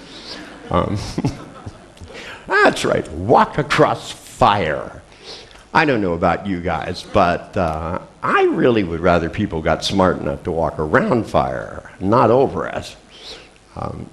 But I went to one of these things because Tony asked me to give a little speech in one of his things, but when they lit the fire, I went out and threw some raw meat on it so that they could smell some burning flesh. And Tony said, what are you doing? I said, it'll be a little more of a challenge if they smell burning flesh, right? And I said, fuck this thing with this hot fire stuff, you know? Looking at it and going, cool moss? What kind of delusion is that? You know, you don't want to look at hot fire and go, cool moss. You want to look at hot fire and go, hot fire, you know? And he said, well, I'm just trying to prove people that they can take their fear and turn it into courage. I said, excuse me. I said, that's taking your fear and turning it into total stupidity. You know, what are we going to have, this snake-sucking experience next? Excuse me. I said, people are already capable of being really stupid. I said, I remember it because they told us to jump out of a perfectly good airplane, right? And everybody went but me. I said I wasn't going, and the guy said he was going to push me out the window. So I hooked his thing on the other guy, and he went out the window with him like that. And I never had to go on the plane again. That was the end of my training experience. I get to stay in a much safer place after that. They said, we could put you in prison. And I said, safer there than jumping out of a fucking airplane, especially in 1966. This is the height of the Vietnam War. You know, there are guys in rice paddies, you know. And that's when they came up with the concept of friendly fire. Talk about reframing, huh, don't you think? Pretty cool. Oh, no. We didn't kill our own guys. That was just friendly fire. Makes it sound so nice, don't you think? Right, I'm the guy that wrote the book about reframing. They're not fooling me for a minute. That, you know, those guys died because people weren't hitting what they aimed at, because they were frightened and there was no point to the whole thing to begin with. You know, what we really needed to, we really found the way to beat communism wasn't to shoot these guys. We know what they did in Germany. I was there. They cut a little hole in the fucking Berlin Wall, and they let everybody come through, and they gave them each 100 Deutschmarks, which is about 55 euros, and let them go into the stores and buy things. Because I don't know if any of you went behind the Iron Curtain when it was still there. It wasn't even made of iron. It didn't even exist. However, they had lots of stores and nothing in them. They were empty. People would wait in line for hours to buy 2 potatoes. Communism sounds like a good idea, but let's face it, it didn't work. There's a McDonald's in downtown Moscow. The only communist country that's really left is Berkeley, California, I think. All the rest of them are now gone, this is not a good idea, it's not working out. The idea that everybody should share equally in everything, well, actually, I don't want to. There are lots of people that have a lot more money than I do, and they want to think about it, but I don't want to even have to count that much. You know, to me, I don't spend that much money on things. My wife takes care of that for me. She's really good about it. She says, me, I'd put my clothes in a plastic bag, and I'd be happy as a lark. She likes terms like Louis Vuitton. I would have never known what a Louis Vuitton store is. It's the most frightening luggage store on the face of the earth. Because I walk in and I look at the price tags and I went, who are you trying to kid here? You know. And so what I do is I cross some of the zeros out. I find that's very helpful. And they go, you can't do that. And I go, it's too late, already did. And they said, well, you can't think that you can actually come in. I said, look, I can negotiate with anybody, anywhere, anytime. Who's in charge of the store? And when they come in, I teach them the handshake interrupt right away. Now, for those of you who don't know, I wrote in a book that Milton invented this. By the way, that's a lie. Milton was paralyzed in the right arm. He couldn't lift his right arm. Milton had to lift his arm up like this and set it on the table. He had polio as a child, but I wanted to see how much attention his own students were paying to things. So, because what happens is a handshake. If I walk up to Paul here and I say, how you doing, Paul? So nice to meet you. And I stick my hand out like that. See, his hand comes out automatically. Because when you go to Japan the first time, by the way, this is where the handshake interrupt came from. 1966, I was shot in the ass. And they sent me to Japan. And the first thing I did is they introduced me to a doctor, and I said, "It's nice to meet you." And he went, "Hi." And I went. For 3 days, I just stared at my hand and went, wow. Now, so I decided to realize, because you see what happens is in the brain, when you take an activity, and at first it's, for you learn to play music, you play scales, it's very difficult, and then suddenly one day it goes, and it's automatic. It does it all by itself. When you're learning to walk or ride a bicycle, it's difficult, and then suddenly it goes unconscious, and then it works. Because it's not your conscious mind that's good at stuff. If I say, Neil, what's 5 times 5? You didn't even have to do it. It just came out of nowhere. It's like it jumped in your brain. He went, 25. And you went, wow, 25. Well, who actually did the calculations? See, because school teachers keep trying to teach your conscious mind to do stuff. That's why they're so bad at it. See, it just, you install it in the unconscious. Arithmetic is a conscious activity. 2 plus 1 is 3. But multiplication, 6 times 6, 36. How did I know that? It's unconscious. By the way, division, long division, does not exist. Even though the schools have it in there, there is no such thing in the universe as long division. In the universe, you divide things, period, and that's it. But so really long division, when kids have trouble with it, you have to teach them that what that really is a multiplication and subtraction.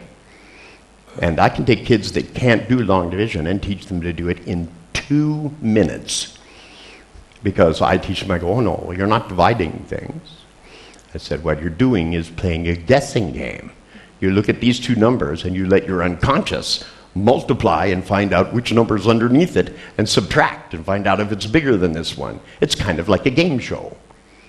I said, do you like games? Yeah. And then you teach them the game.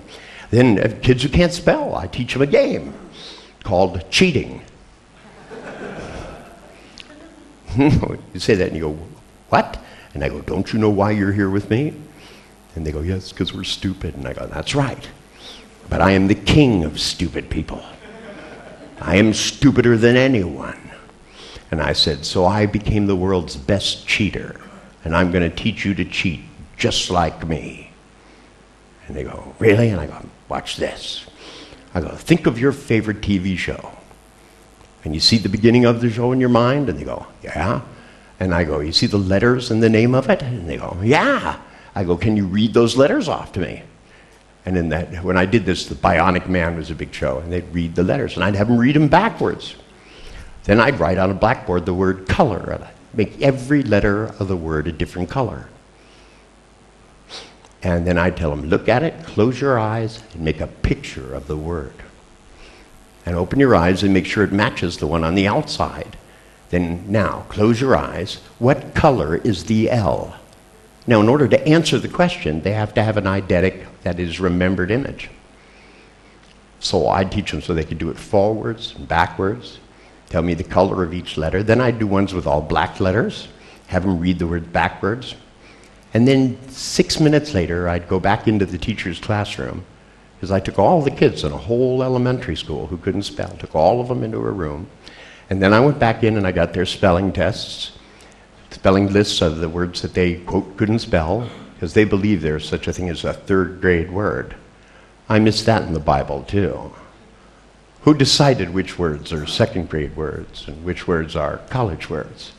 They're all just one picture. So I looked at the list, and they were words like from. And I said, this isn't challenging enough for these children. I brought my own list, and so I had like phenomenological, exponential, idiotic, educator. And I said, how about if they could spell these words? And they went, oh, they'll never be able to do it. Such a good attitude for a teacher, don't you think? So I went back in, and I had all the kids look at the words, make the pictures, had them run through it forwards, backwards, sent them back to their classrooms, gave the teachers the tests, and every single kid got every word absolutely right. So the board of directors had me banned from the school campus. and gave out copies of the New Testament to all the children and told them that I was Satan. So I sued them because I am not Satan, although he does work for me from time to time. But he's frightened too. Because, you know the whole thing about Satan getting kicked out of hell? Read this book. This is the funniest story of all. It was about who was dressed the best. That's what it was all about. Satan went, I'm the prettiest one. And Jehovah went, you are not. It sounds like gay guys down in the Castro, like having a hissy fit. This is what the whole thing is about? Excuse me, I don't know why people are so upset about this thing. But in mental hospitals, you find 75% of the people in there are suffering from religious delusions of some kind. That religion stuff can really freak you out if you don't take it with a little grain of salt, so to speak. I had tons of these people come up. I had one who believed he was Jesus Christ. Bad choice, by the way. Richard looks up at the calendar, and it's almost Good Friday. And I start to think in my mind, I'm not a Christian, but I know what happened on Good Friday. This Friday is going to be good for me and not so good for him. So I got a few of my friends because I work with one of the football teams in America. And I got these guys who are the biggest black guys you have ever seen in your life. They're really nice guys, but they're huge. Go into the costume rental store and rented them Roman legionnaire outfits. This guy is in his hospital room, and even the people at the hospital hated this guy because he tore up the sheets and he put them over there. And when he'd come in, he would go, how are you, my child? And they would go, how are you doing today, Ralph? And he'd go, the name is Jesus Christ. I'm the Son of God. Till Richard walked in the room with a carpenter belt on. And 3 big black guys, 2 of them with spears and 1 of them dragging lumber. Drops it down, 4x6s, nice big 4x6s. And I walk in and I take a tape measure and I take the guy and I lay him out long ways and I measure him this way. And I put his arms out like this and I measure him this way. Pull out a big fucking red felt pen and put an X on his hand. Pull out of my pocket a 12-penny nail and put it down on the table over here. Do the same thing with the other hand and put one down. And the guy goes, who are you? And I said, I'm just a carpenter, just like yourself. Nice to meet you, Jesus. And he goes, so who are you? And I said, what difference does it make? I said, you know what's going to happen. Good Friday. Good for me, not so good for you. Put the 4x6 that was 8 feet long down, the other one across it this way, pulled out these big spikes and a 5-pound maul and began hammering them together. I'd hit that nail and the floor would shake, right? And this guy goes, is this some kind of a joke?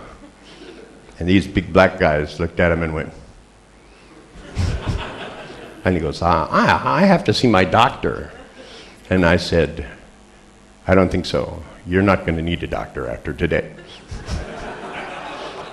And he goes, so, well, wait a minute. He goes, I'm not really Jesus Christ. This is 5 minutes into the thing.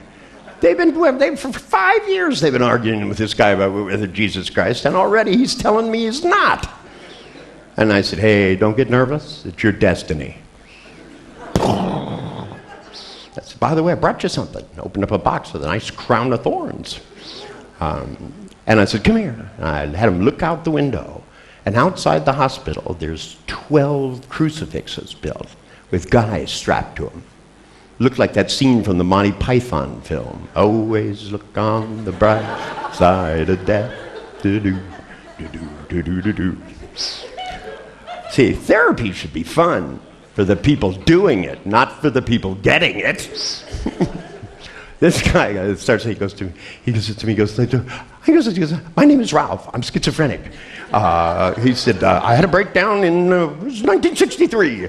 And he said, and I started to have some delusions that began to get out of hand, but I'm much better now.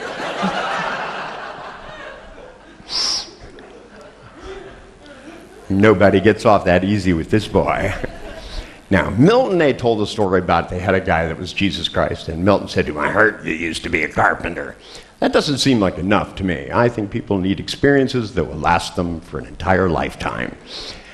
I don't like it if my clients come back again. And they don't want to usually either. By the time I was done with this guy, he was taking the lie detector test. Swearing he would never mention the name Jesus again. And I said, well, can't we just crucify him anyway? Just to be safe? and his doctor is there negotiating for me. He's going, well, I think we should maybe let him go. And I said, nah. I said, Pontius is going to be pissed off. Right. I said, yeah, every once in a while you need to just crucify somebody. I said, and I so love the feeling of hitting the nail as it goes through the hand, sinks through the skin, and into the wood. By the way, you know all those crucifixes I keep seeing in this country are designed wrong? The cross, like this, that's not the way they were built. They were built like T's. We have thousands of these things. You know, the Romans slaughtered people all over the planet. That was a big thing with them. They came here to Ireland and killed people, for heaven's sakes. And the Catholic Church doesn't know what a cross looks like.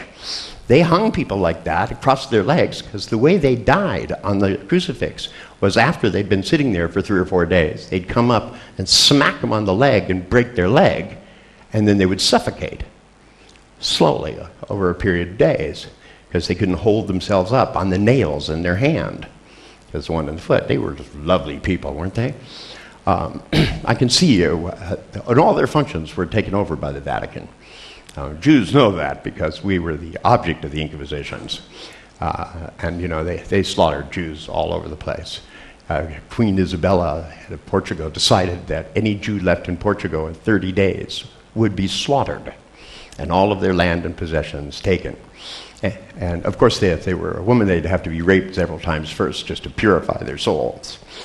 So all the Jews had to leave, and they weren't allowed into Spain, and of course they weren't allowed into Italy, so they all had to go to Germany. And when they got to the border, the Germans said, well, you can come here, but you can't be Jewish, so you have to have a German name. So they named them Underhill, Overhill, Epstein, anything they could see around them. They're all named after flowers and bushes and trees. That's all the Jews ended up in Germany in the first place, until old Adolf came along, who, by the way, had Jewish heritage. How's that for a strange thing? His astrologer told him, you need to kill all the Jews. He just needed someone to hate. It had nothing to do with Jews. It was, if you're trying to get people to kill everyone on the planet for you, you have to start off with a small group to want to kill. Most of my relatives were killed in that war because it was easy to get people to be stupid. People say to me, you know, if you teach these NLP techniques to people, you know, they're going to become manipulative. Excuse me, they already are. And I think the more you understand hypnotic processes and language processes, the better equipped you are to run your own mind.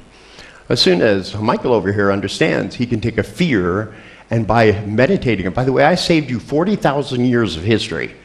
That's, you know, because this is the Hindus went around and studied meditation for 40,000 years about how to move your mind around and do this stuff. These gurus sit in the most uncomfortable fucking positions and everything.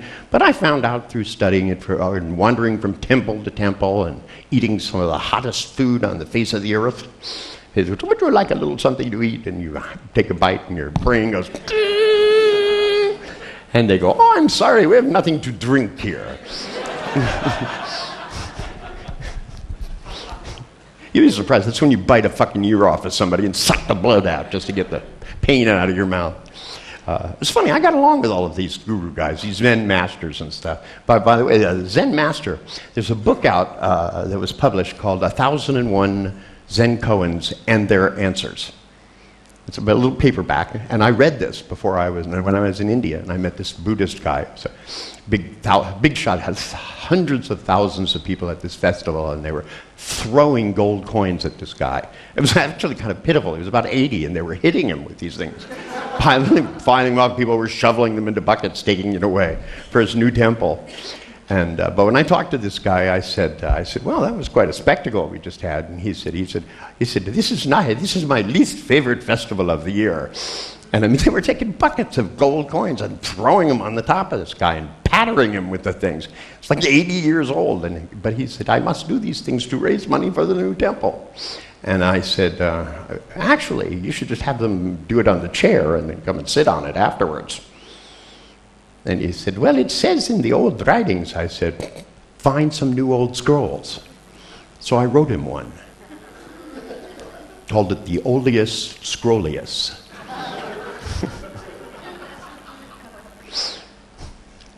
They use it now. I'm willing to do anything. I don't write in many ancient tongues, but I did spend some time translating the Book of the Bees, so I knew some old Assyrian. So I wrote it in Assyrian Pig Latin, ancient Assyrian Pig Latin with some ancient Hebrew stuck in, mostly misspelled, because I'm not a good speller, especially when I'm laughing that hard. And in the Oleus Scrollius, it defines certain things as being the truths, which is because their idea was that until you had meditated for 10 years, you weren't ready to start to learn the most important meditations. Because I found out about the meditation of spinning internal feelings because I gave this guru two choices. One is fall down the cliff or tell me the answer. And you'd be surprised how cooperative he became. At first he said, you are kidding, of course. And I looked him in the eye and I said, do I look like I'm fucking kidding? He said, you're not like other Americans. I said, I'm not like anybody on this fucking planet. I'm not from around here. You'd be surprised what happens, too, because they're very good at doing so. One of the other reasons I studied magic is they do little magic tricks. There's this guru in India, and people come up and they give him flowers, and he crumples them up in such a way that they disappear, and he gives them a ring made out of course, a beer can. Because when you manifest things from the ether plane, they are usually made out of old beer cans. He also had underneath him, on the chair he was sitting on, rings that people had given him, diamond rings and stuff, and people would come up and give him donations of $50,000, and he would manifest from the ether planes these rings and give it to them. But I was sitting there, I could see what he was doing. I studied magic, I know how it works. So I thought I'd have some fun. So I walked up, and you do the thing where you bow and you kiss their feet, and I swiped all the rings, all of them, 5 handfuls out of the cushion. And I said, I have a check here, but I just don't believe that you could manifest a ring for me. And I have 100,000 people that are willing to match this check for $50,000 if you manifest just one ring like you did for this guy right here.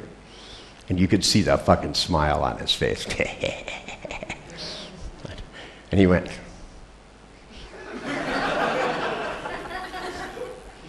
He said to close your eyes and meditate on this thought.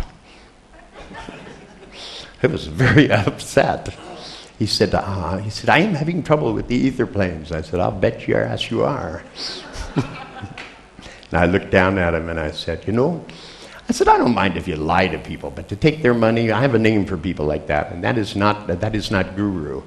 That's you're busted. Where I grew up, see, I worked on a carnival, for heaven's sakes. We took advantage of people all the time. I know how this stuff works. You go to these carnivals. I went to one here in Ireland one time. I was driving with my wife across the country. We saw the little county fair and went in. They had these little guns, and people were shooting these little bottles down.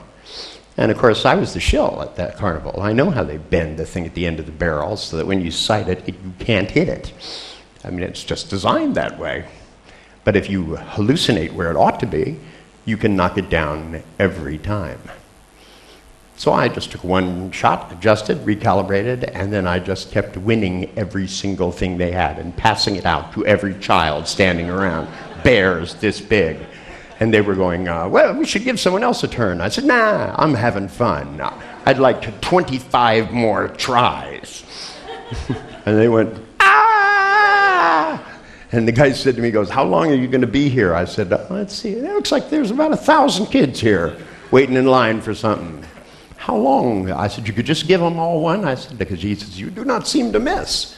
And I said, no. I said, you want to see something? I could get 2 of them at once. And the guy said, that's impossible.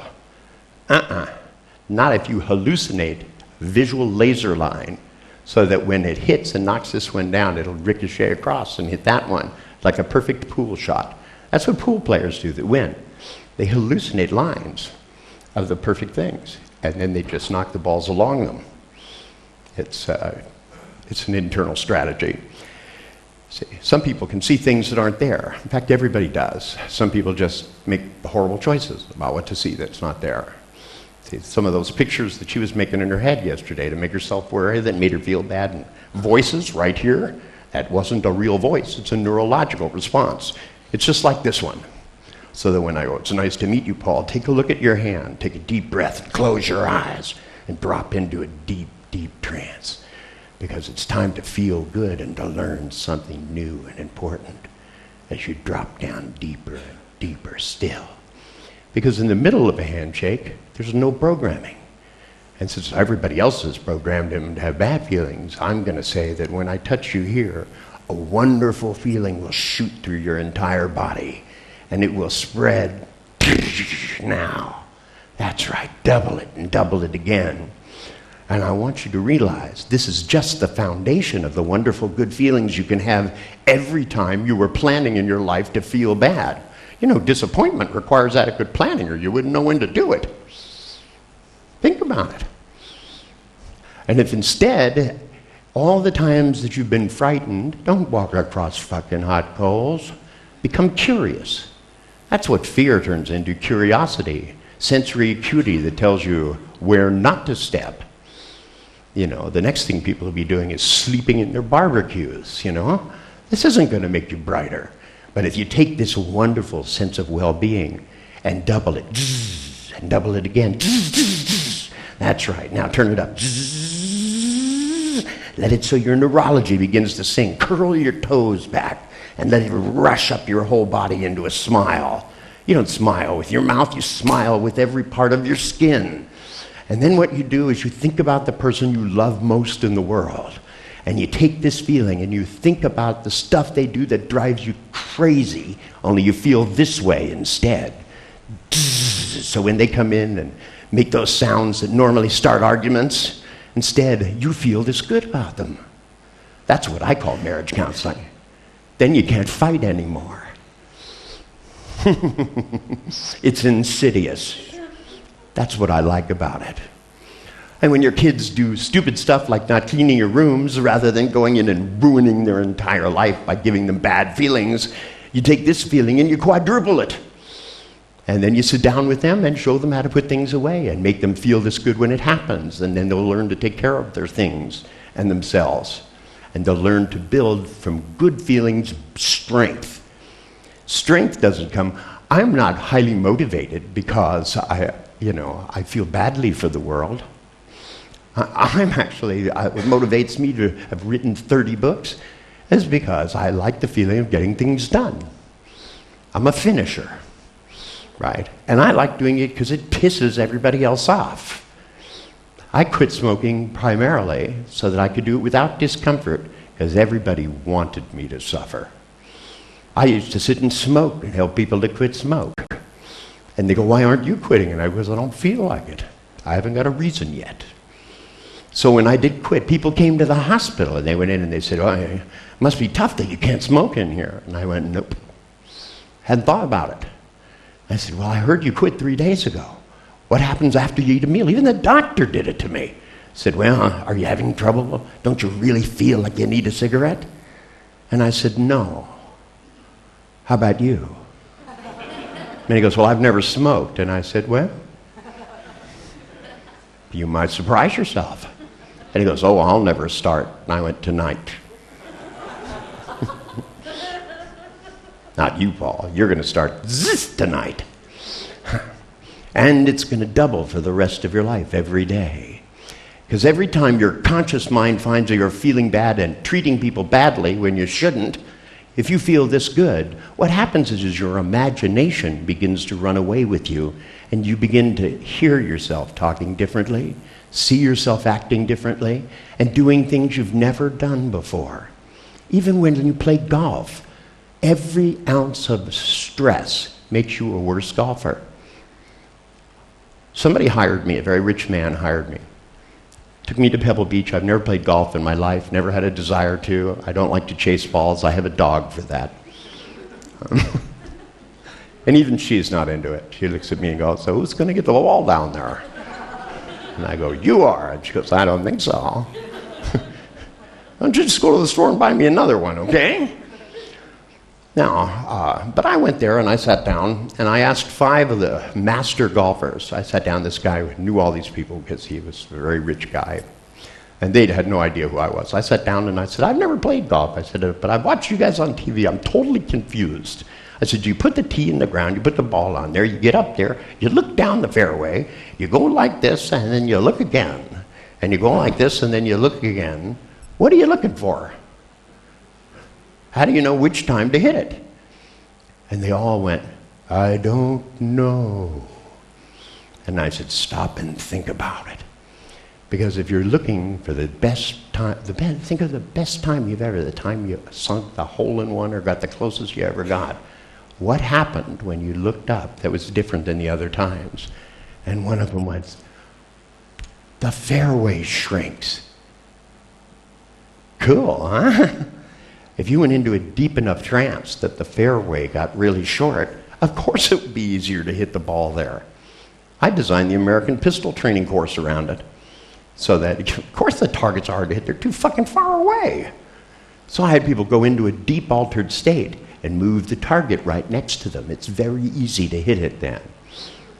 In fact, I discovered all athletic events are altered states. How do you think an American baseball batter hits a ball moving 105 miles per hour? When I went to work for a baseball team, I tried to hit one of them. They had a guy who was in a batting slump, and I was supposed to help him. So I went out, they got their best pitcher. I took the bat. I played a little baseball in high school, but not that much. And then I said, okay, I'm ready. And the guy said, I've already thrown the ball. And I looked at the catcher, and he showed it to me. I didn't even hear it. And I said, can we try this again? And I watched him wind up, and then I heard pop behind me, and that was it. I said, there was no way in the world. So I went in, and I found the best batter. The guy batted about 498. Guy comes out, and it's a shoe like this. Walks up to the batting box, and I watched him, and he went like this. He went.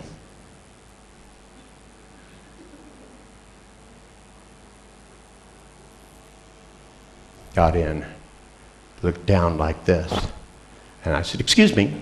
And he went, huh, what? And I said, you just went into a deeply altered state. I said, what's the difference between a good day and a bad day? And he said, well, on a good day, you're really seeing the ball. I said, what does it look like? He said, well, to begin with, everything is in slow motion. He said, you ever driven down the freeway really fast and then pulled off? You're doing 40 miles an hour, but it feels like you're going 5? He said, it feels just the same. And he said, and the ball gets big. You can't miss it. I said, I got to try this. I'm good at altered states. So I sat down and I went into a deep trance and I altered my mind to slow time down. And I gave myself suggestion when he threw the ball, it would be big. You guys ever seen Raiders of the Lost Ark? First scene, that big ball coming down, chasing the guy. Pitcher threw the ball and I screamed and ran around behind the thing. It's not a very manly thing to do, by the way. They looked at each other like, this guy's a fucking lunatic. So I gave myself I went in and I said, the ball doesn't have to be quite that big. Let's keep it in the range of something, maybe 7, 8 inches. But we'll slow it way down. And as the pitcher went back and he threw the ball literally moved like this. And I was like there waiting like, come on. I said, I think I slowed the ball down too much. I went back like that and I went, and I hit this thing and it went way out. They didn't have fielders because they didn't plan on me ever hitting the ball. And he threw 30 pitches in a row, every pitch he had, and I hit everything. And he just was freaked out. He was like, "What's wrong with me today?" I said, "There's nothing wrong with you. You're doing just fine." I said, "It's just that I don't play baseball." I said, "I just live in a different universe than the rest of us." So I went back in and I taught this guy to do this. Now here's a very cool thing. If your batting average goes up in baseball, your salary goes up quite a bit. Your batting average goes up 20%. Your salary goes up $15 to $20 million per year. This is a source of great income for me. But race car drivers have to see the world in slow motion. Excuse me, there would be no other way of doing it. All of these great athletes have things that they do inside their mind, which if we taught our children to do them, they would become greater athletes. Just like painters know how to do the thing with the wire, all of us have things. And as I began to search the planet to find these, I also decided to search for some places most people don't look. I went into some of these dirty, nasty jungles, and because I started wondering, where do medicine men do their research? They don't have a big facility with a bunch of guys doing research, and people come in with new disorders. Where do they get the answers from? I really wanted to know, but I didn't want to go myself. I was getting too old, so I had a rich kid that his dad, I'd helped his dad. His dad said, "If ever there's anything I can do for you, just let me know." So we got a satellite telephone, translators, and sent this guy up the Amazon. And 2 months later, that's how long it took him to get to this place, I get a call on the phone. He goes, "This is Claude. I'm with the man in the jungle." He goes, "It's hell down here." And I'm in some fucking lush hotel room in the bathtub. Bubbles on there. A glass of champagne. And I said, "Okay, we're ready now." I said, "Ask him if he ever gets new things that he hasn't ever seen before, and he's been able to cure them." And you hear the translator, and he says yes. And I said, "Ask him how he knows what to do." And he said, "He asks the forest." And I said, "Ask him where?" And he went, "What?" And I said, "Ask him where?" And you hear this like this, and then there's dead silence. I thought I'd lost the signal. And he said, "It's about 3 kilometers from here, but takes a week to get there." And he said, "You're going to ask me to go to this place, aren't you?" And I said, "Call me when you get there." Because I wanted to know. Now this kid, by the way, is a pretty good artist himself. He does watercolors, pretty good artist. And when he got there, there's a lagoon, and apparently it was not the easiest climb. It was a horrible, snake-ridden, infested, god-awful place with bugs. He brought back, they had bugs. He brought back one, like it was this fucking big. I mean, where I grew up, we had like mosquitoes. They were this big. This thing was a mosquito. It was this fucking big, and that's just one wing. I mean, just, you know, they have snakes that can kill you in 45 seconds, and these people walk around barefoot and do fine. They're used to their environment. But he calls me and he said, "Okay, we're here." And he said, "And there's a tree stump," and he goes out on the tree stump and he asks the forest. And I said, "Have you gotten any rashes since you arrived there?" I just had a feeling. He said, "Yeah." I said, "My feet are covered with them." I said, "Go out and stand on the stump and ask the forest what should you have put on them to make them so they go away." And he goes, "You're kidding." And I said, "No." So he went out on the stump and he asked, and he said, "I saw pictures of flowers." So I said, "Draw them. Show them to the medicine man." He went and got the flowers out of the trees, put it on his feet, and the rash went away. Pop, just like that. Now, of course, this is not scientific, but guess what? The universe doesn't work by the scientific method. It works anyway. Pharmaceutical guys should be down there asking everything. You know, I said, "Ask him if there's a way that I can get my knee to stop hurting." The medicine man laughed, and he said, "He says no." I had some surgery done when I was young, and I didn't have health insurance. So they sent me to county hospital, where there was somebody there who was in college learning to build bridges or something, I don't know. They put it with a rector set. I have to get up in the morning and bang the pin back in. They say that now they could just fix it again. They could go and put a new plastic knee in for me. But I find it easier to bang it in with a book than to think about somebody cutting my fucking knee open again. These surgeons are two-handed. I had a surgeon actually tell me, there's no problem you can't solve with a little cold steel. And I thought, I could kill this guy right now and the problem would be solved. That's what he's telling me. So I pulled a knife out of my pocket and went, I said, the money I owe you is gone, isn't it? And he went, yes. And I said, God, that really works. But you see, what I'm trying to get across to you, Paul, is that in a moment when I count to 3, your unconscious has already processed this. Not just yours, but there's a lot of other people in here that need to stop feeling bad for no fucking reason and start feeling good for no reason. You don't need a reason. And by the way, there's nothing in the Bible that really says you're not supposed to. That's a lot of malarkey. I read it. I've read every religious text in almost every language, and it's just not in there. They had meetings. I could tell you the College of Cardinals, excuse me, in 1200 something, and decided that there was no reincarnation anymore, and took it out of the Bible. Catholics had reincarnation until then, and these guys decided, it's not good for controlling the population, no reincarnation.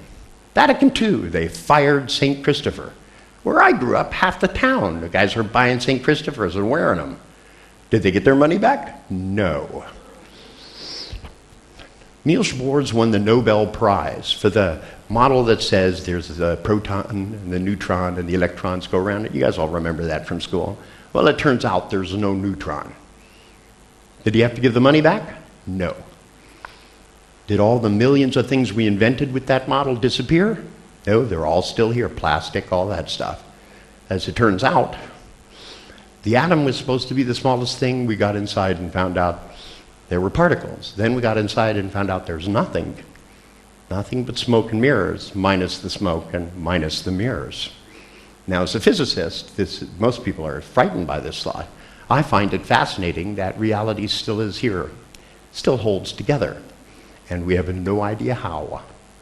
We just know that it does. Now, some people worry about that. Me, I'm reassured by it. It means that all this something is made out of nothing. Now, if all the something that exists in the universe can be made out of so much nothing, then it means that we can take all the nothing that we have and make whatever we want with it. So that it means even if you've lived for years being a shy, fearful person, today you can take a bunch of nothing and change yourself so you're not shy anymore. So that instead you take one good feeling that comes from one thought, amplify it up, and fill the bad feeling with it. Because if you take such a powerful good feeling and you slam it over the other one, what will happen is when you're in the situation, just like the handshake, it will be that automatic. And suddenly, once the thing is completed, there's no going back. It's so nice to meet you.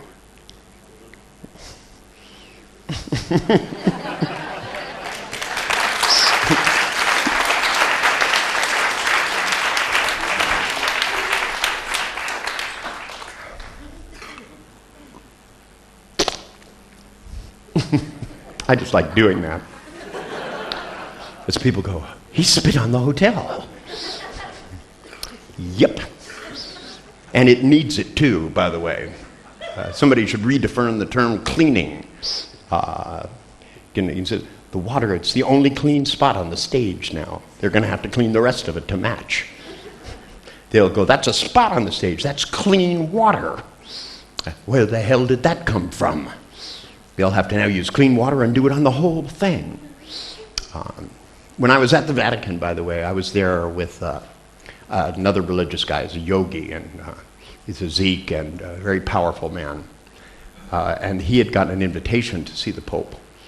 And they paid for him to go over, and he stood there, lined for 4 hours, and people were seeing the Pope. And he was only 2 people away from seeing the Pope, and he turned around and left. And everybody was disappointed. They wanted to see their religious Zeke leader with the Pope. And they went, why did you leave? And they said, because I didn't like his aura. He said, what? He said, a religious leader should have a white or at least a blue aura. He goes, but they should never have an aura like that. He said, man thinks about money far too much. And I said, he's a religious leader. Isn't that part of the definition of being a religious leader? In the U.S., it's horrible, these guys go. They get on TV and say, you send your money to me, and I will speak to God for you and change your life. Excuse me. You don't have to get somebody to, you don't need an intermediary. You are as much a part of the universe as anything else. You can communicate with the universe at large. You are freely allowed to. There is nothing in any of the books that says anything other than that, as far as I can tell. The Muslims read the Quran and did what was in it. Those who do are very wonderful people. I have lots of Muslims that come to my classes. I have jokes just for the Quran, too, because all these books are really quite funny. It says in the Quran that Muslims will live where the rock is. By the way, that's a Jewish rock, and the writing on it is Hebrew. But then the Muslims believe they're descended from the same ancient tribes. But that from 1,000 miles from that rock and everything that surrounds it will be where the Muslims live. And outside it shall be everyone else. And they're not supposed to go outside the circle. And, by the way, Muhammad thought all those people who believed in one deity believed the same thing, so that Muslims should get along with Jews and with all Christians, and all other religious people should be killed, unless they were outside the circle. Now there's Muslims living all over the fucking Mideast. Haven't they read the book? Oh, you get to change the rules you don't like. Well, one of the rules that I don't like is that people from different religions can't get along. I think that's, if I get to write the 10 Commandments, the first one would be polite. That would be rule number 1. Rule number 2 would be go out and meet people who are different than you, be interested, you don't have to be like them. Appreciation of difference is what makes everything work. The fact that those of you, a lot of people can't get along with their husbands and wives because they're different. That's what makes it good, by the way. If you were the same, you could clone yourself and be homosexual. Wouldn't that be boring? Most of you don't even like listening to yourself inside your own head. Why would you want to live with somebody who is just like you? It's hard enough to be yourself. You think you guys drive yourself crazy? How would you like to be inside my brain for a day? Most of you would be in mental hospitals and feel relieved after that. I live in a psychotic reality. But I'm changing reality so that it fits my psychotic fantasies. And I'm doing a hell of a job. I have millions and millions of people acting out my fantasies successfully. I've taken people who couldn't make any money and did nothing, and now they own $1 million corporations, took their ideas and made them real. I've taken schizophrenics and made them the best salesmen at companies. I've taken compulsives and turned them into the most relaxed people on the face of the earth, compulsively so.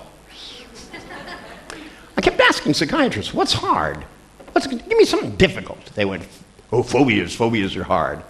Turned out that was the easiest thing in the world. I mean, phobias, all you have to do is get the person to feel differently while the same object is there. It's like 3-card Monte.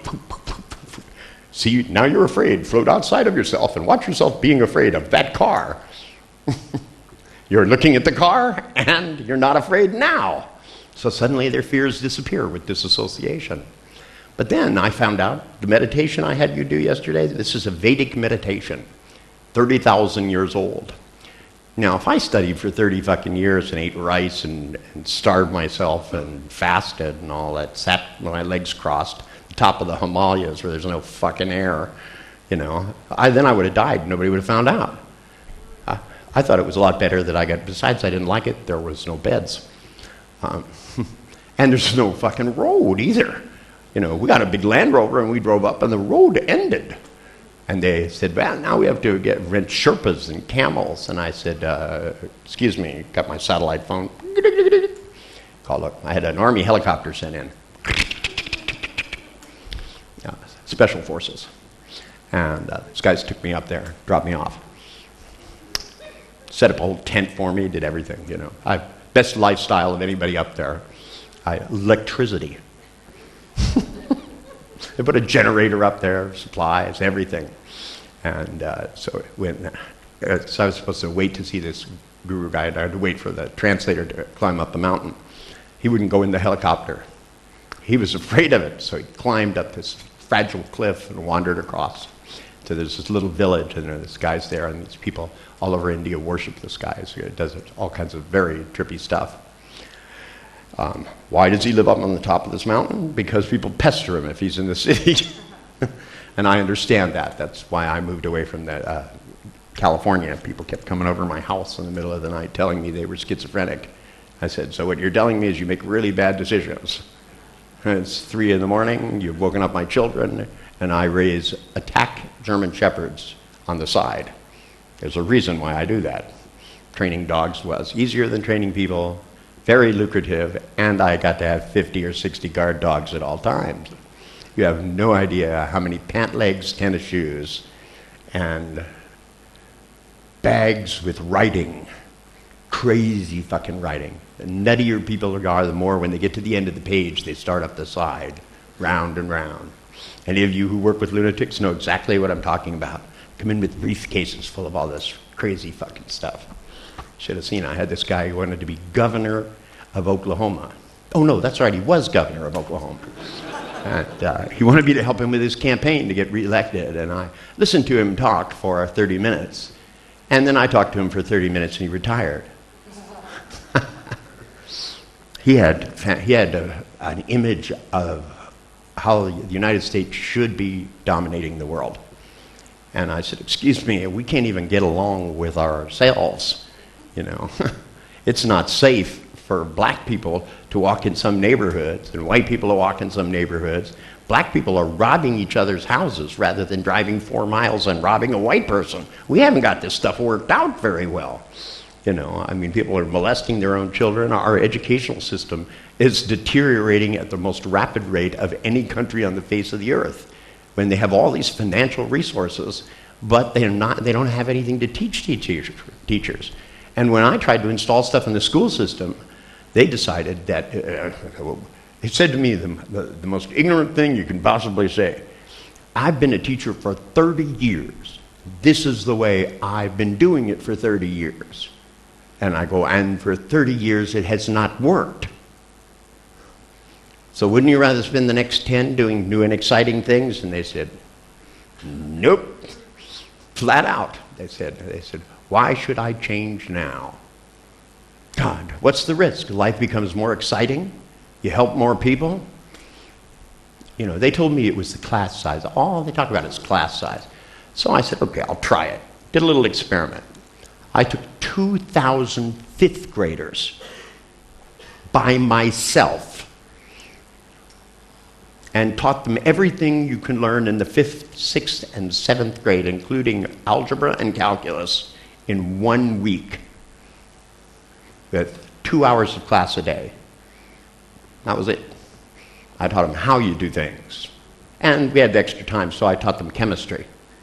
I taught them how to design airplanes. I had them design airplanes, little miniature ones, and fly them. Taught them how to make bombs. They all loved that. That's called chemistry. Out of household things. I taught them how to discern what chemicals do to living organisms. And suddenly one of these black kids said, as he watched one of these animals dying, he said, this is what happens when people take drugs. I said, that's right. That's exactly what happened. These kids aren't stupid. The only problem is we're numbing them to making sense out of things by not telling them the truth, by not showing them how to make good decisions. The technology did not used to exist, but there is no excuse for anybody to have a phobia on planet Earth. 35 years ago, I developed a model that has worked with every single person I've done it with. I have thousands of trained trainers who have taught hundreds of thousands of people to do this, and it works for everybody. And yet, it is not a part of what people learn when they become psychotherapists. They learn instead Rogerian therapy. This is a great piece of work. No matter what your client says to you, you repeat it back to them with the words I feel in front of it. So that they go, the future looks frightening. They go, so you feel the future is frightening. And they go, well, I can't see what would happen. You feel you can't see what will happen. That would make me just want to smack somebody if they did that.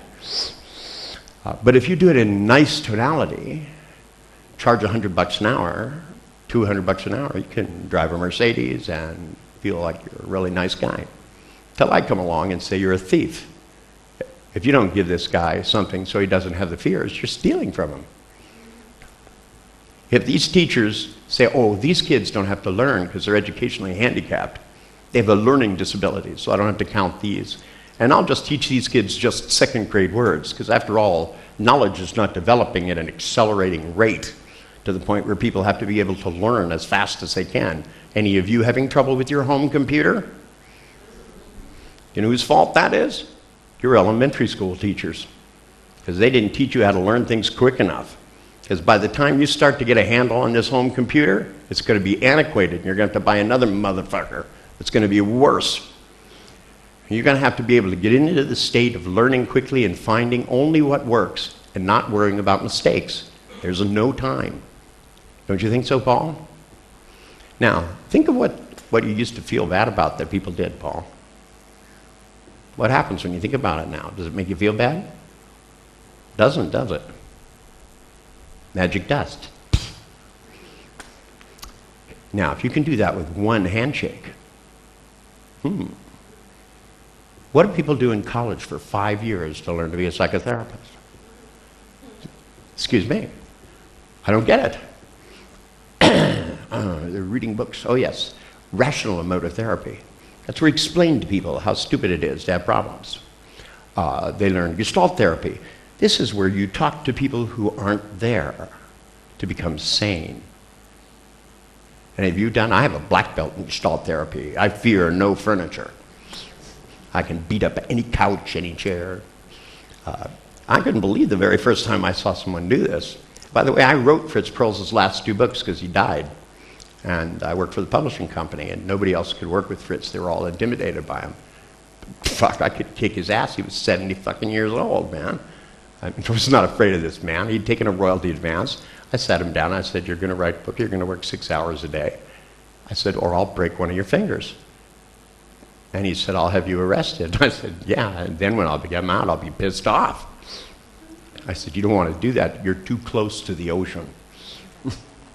But he generated a lot of material. Well, it turns out he was a horrible writer. He couldn't write worth a shit. And as a thinker, he was totally disorganized, you know. And his clients weren't getting better. I watched him. So when he died, I changed everything. And they said, you know what they said? In his last 2 books, he suddenly became very clear. Well, actually, it was after he was dead, he became very clear. Because I decided to change things. People say, you can't do that. Well, somebody should have told me that.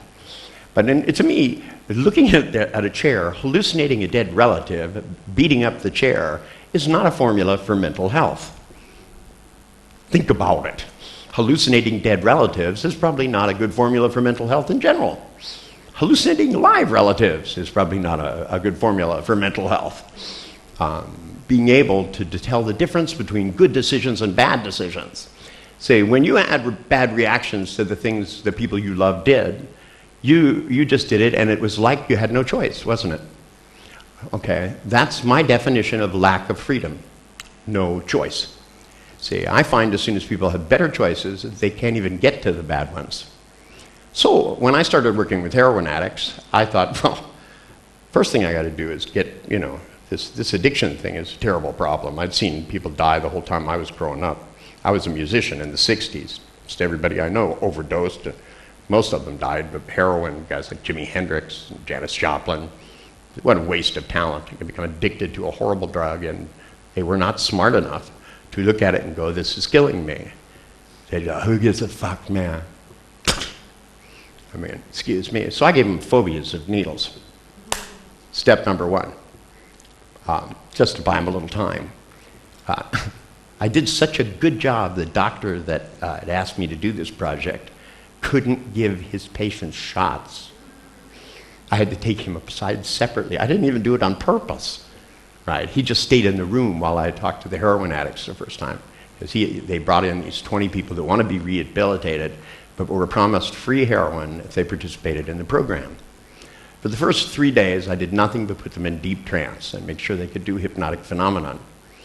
Then, on the 4th day, I put them into a deep trance, had them hallucinate all the paraphernalia, tie off, and give themselves shots, feel the rush, and have amnesia for the fact that it was a total hallucination.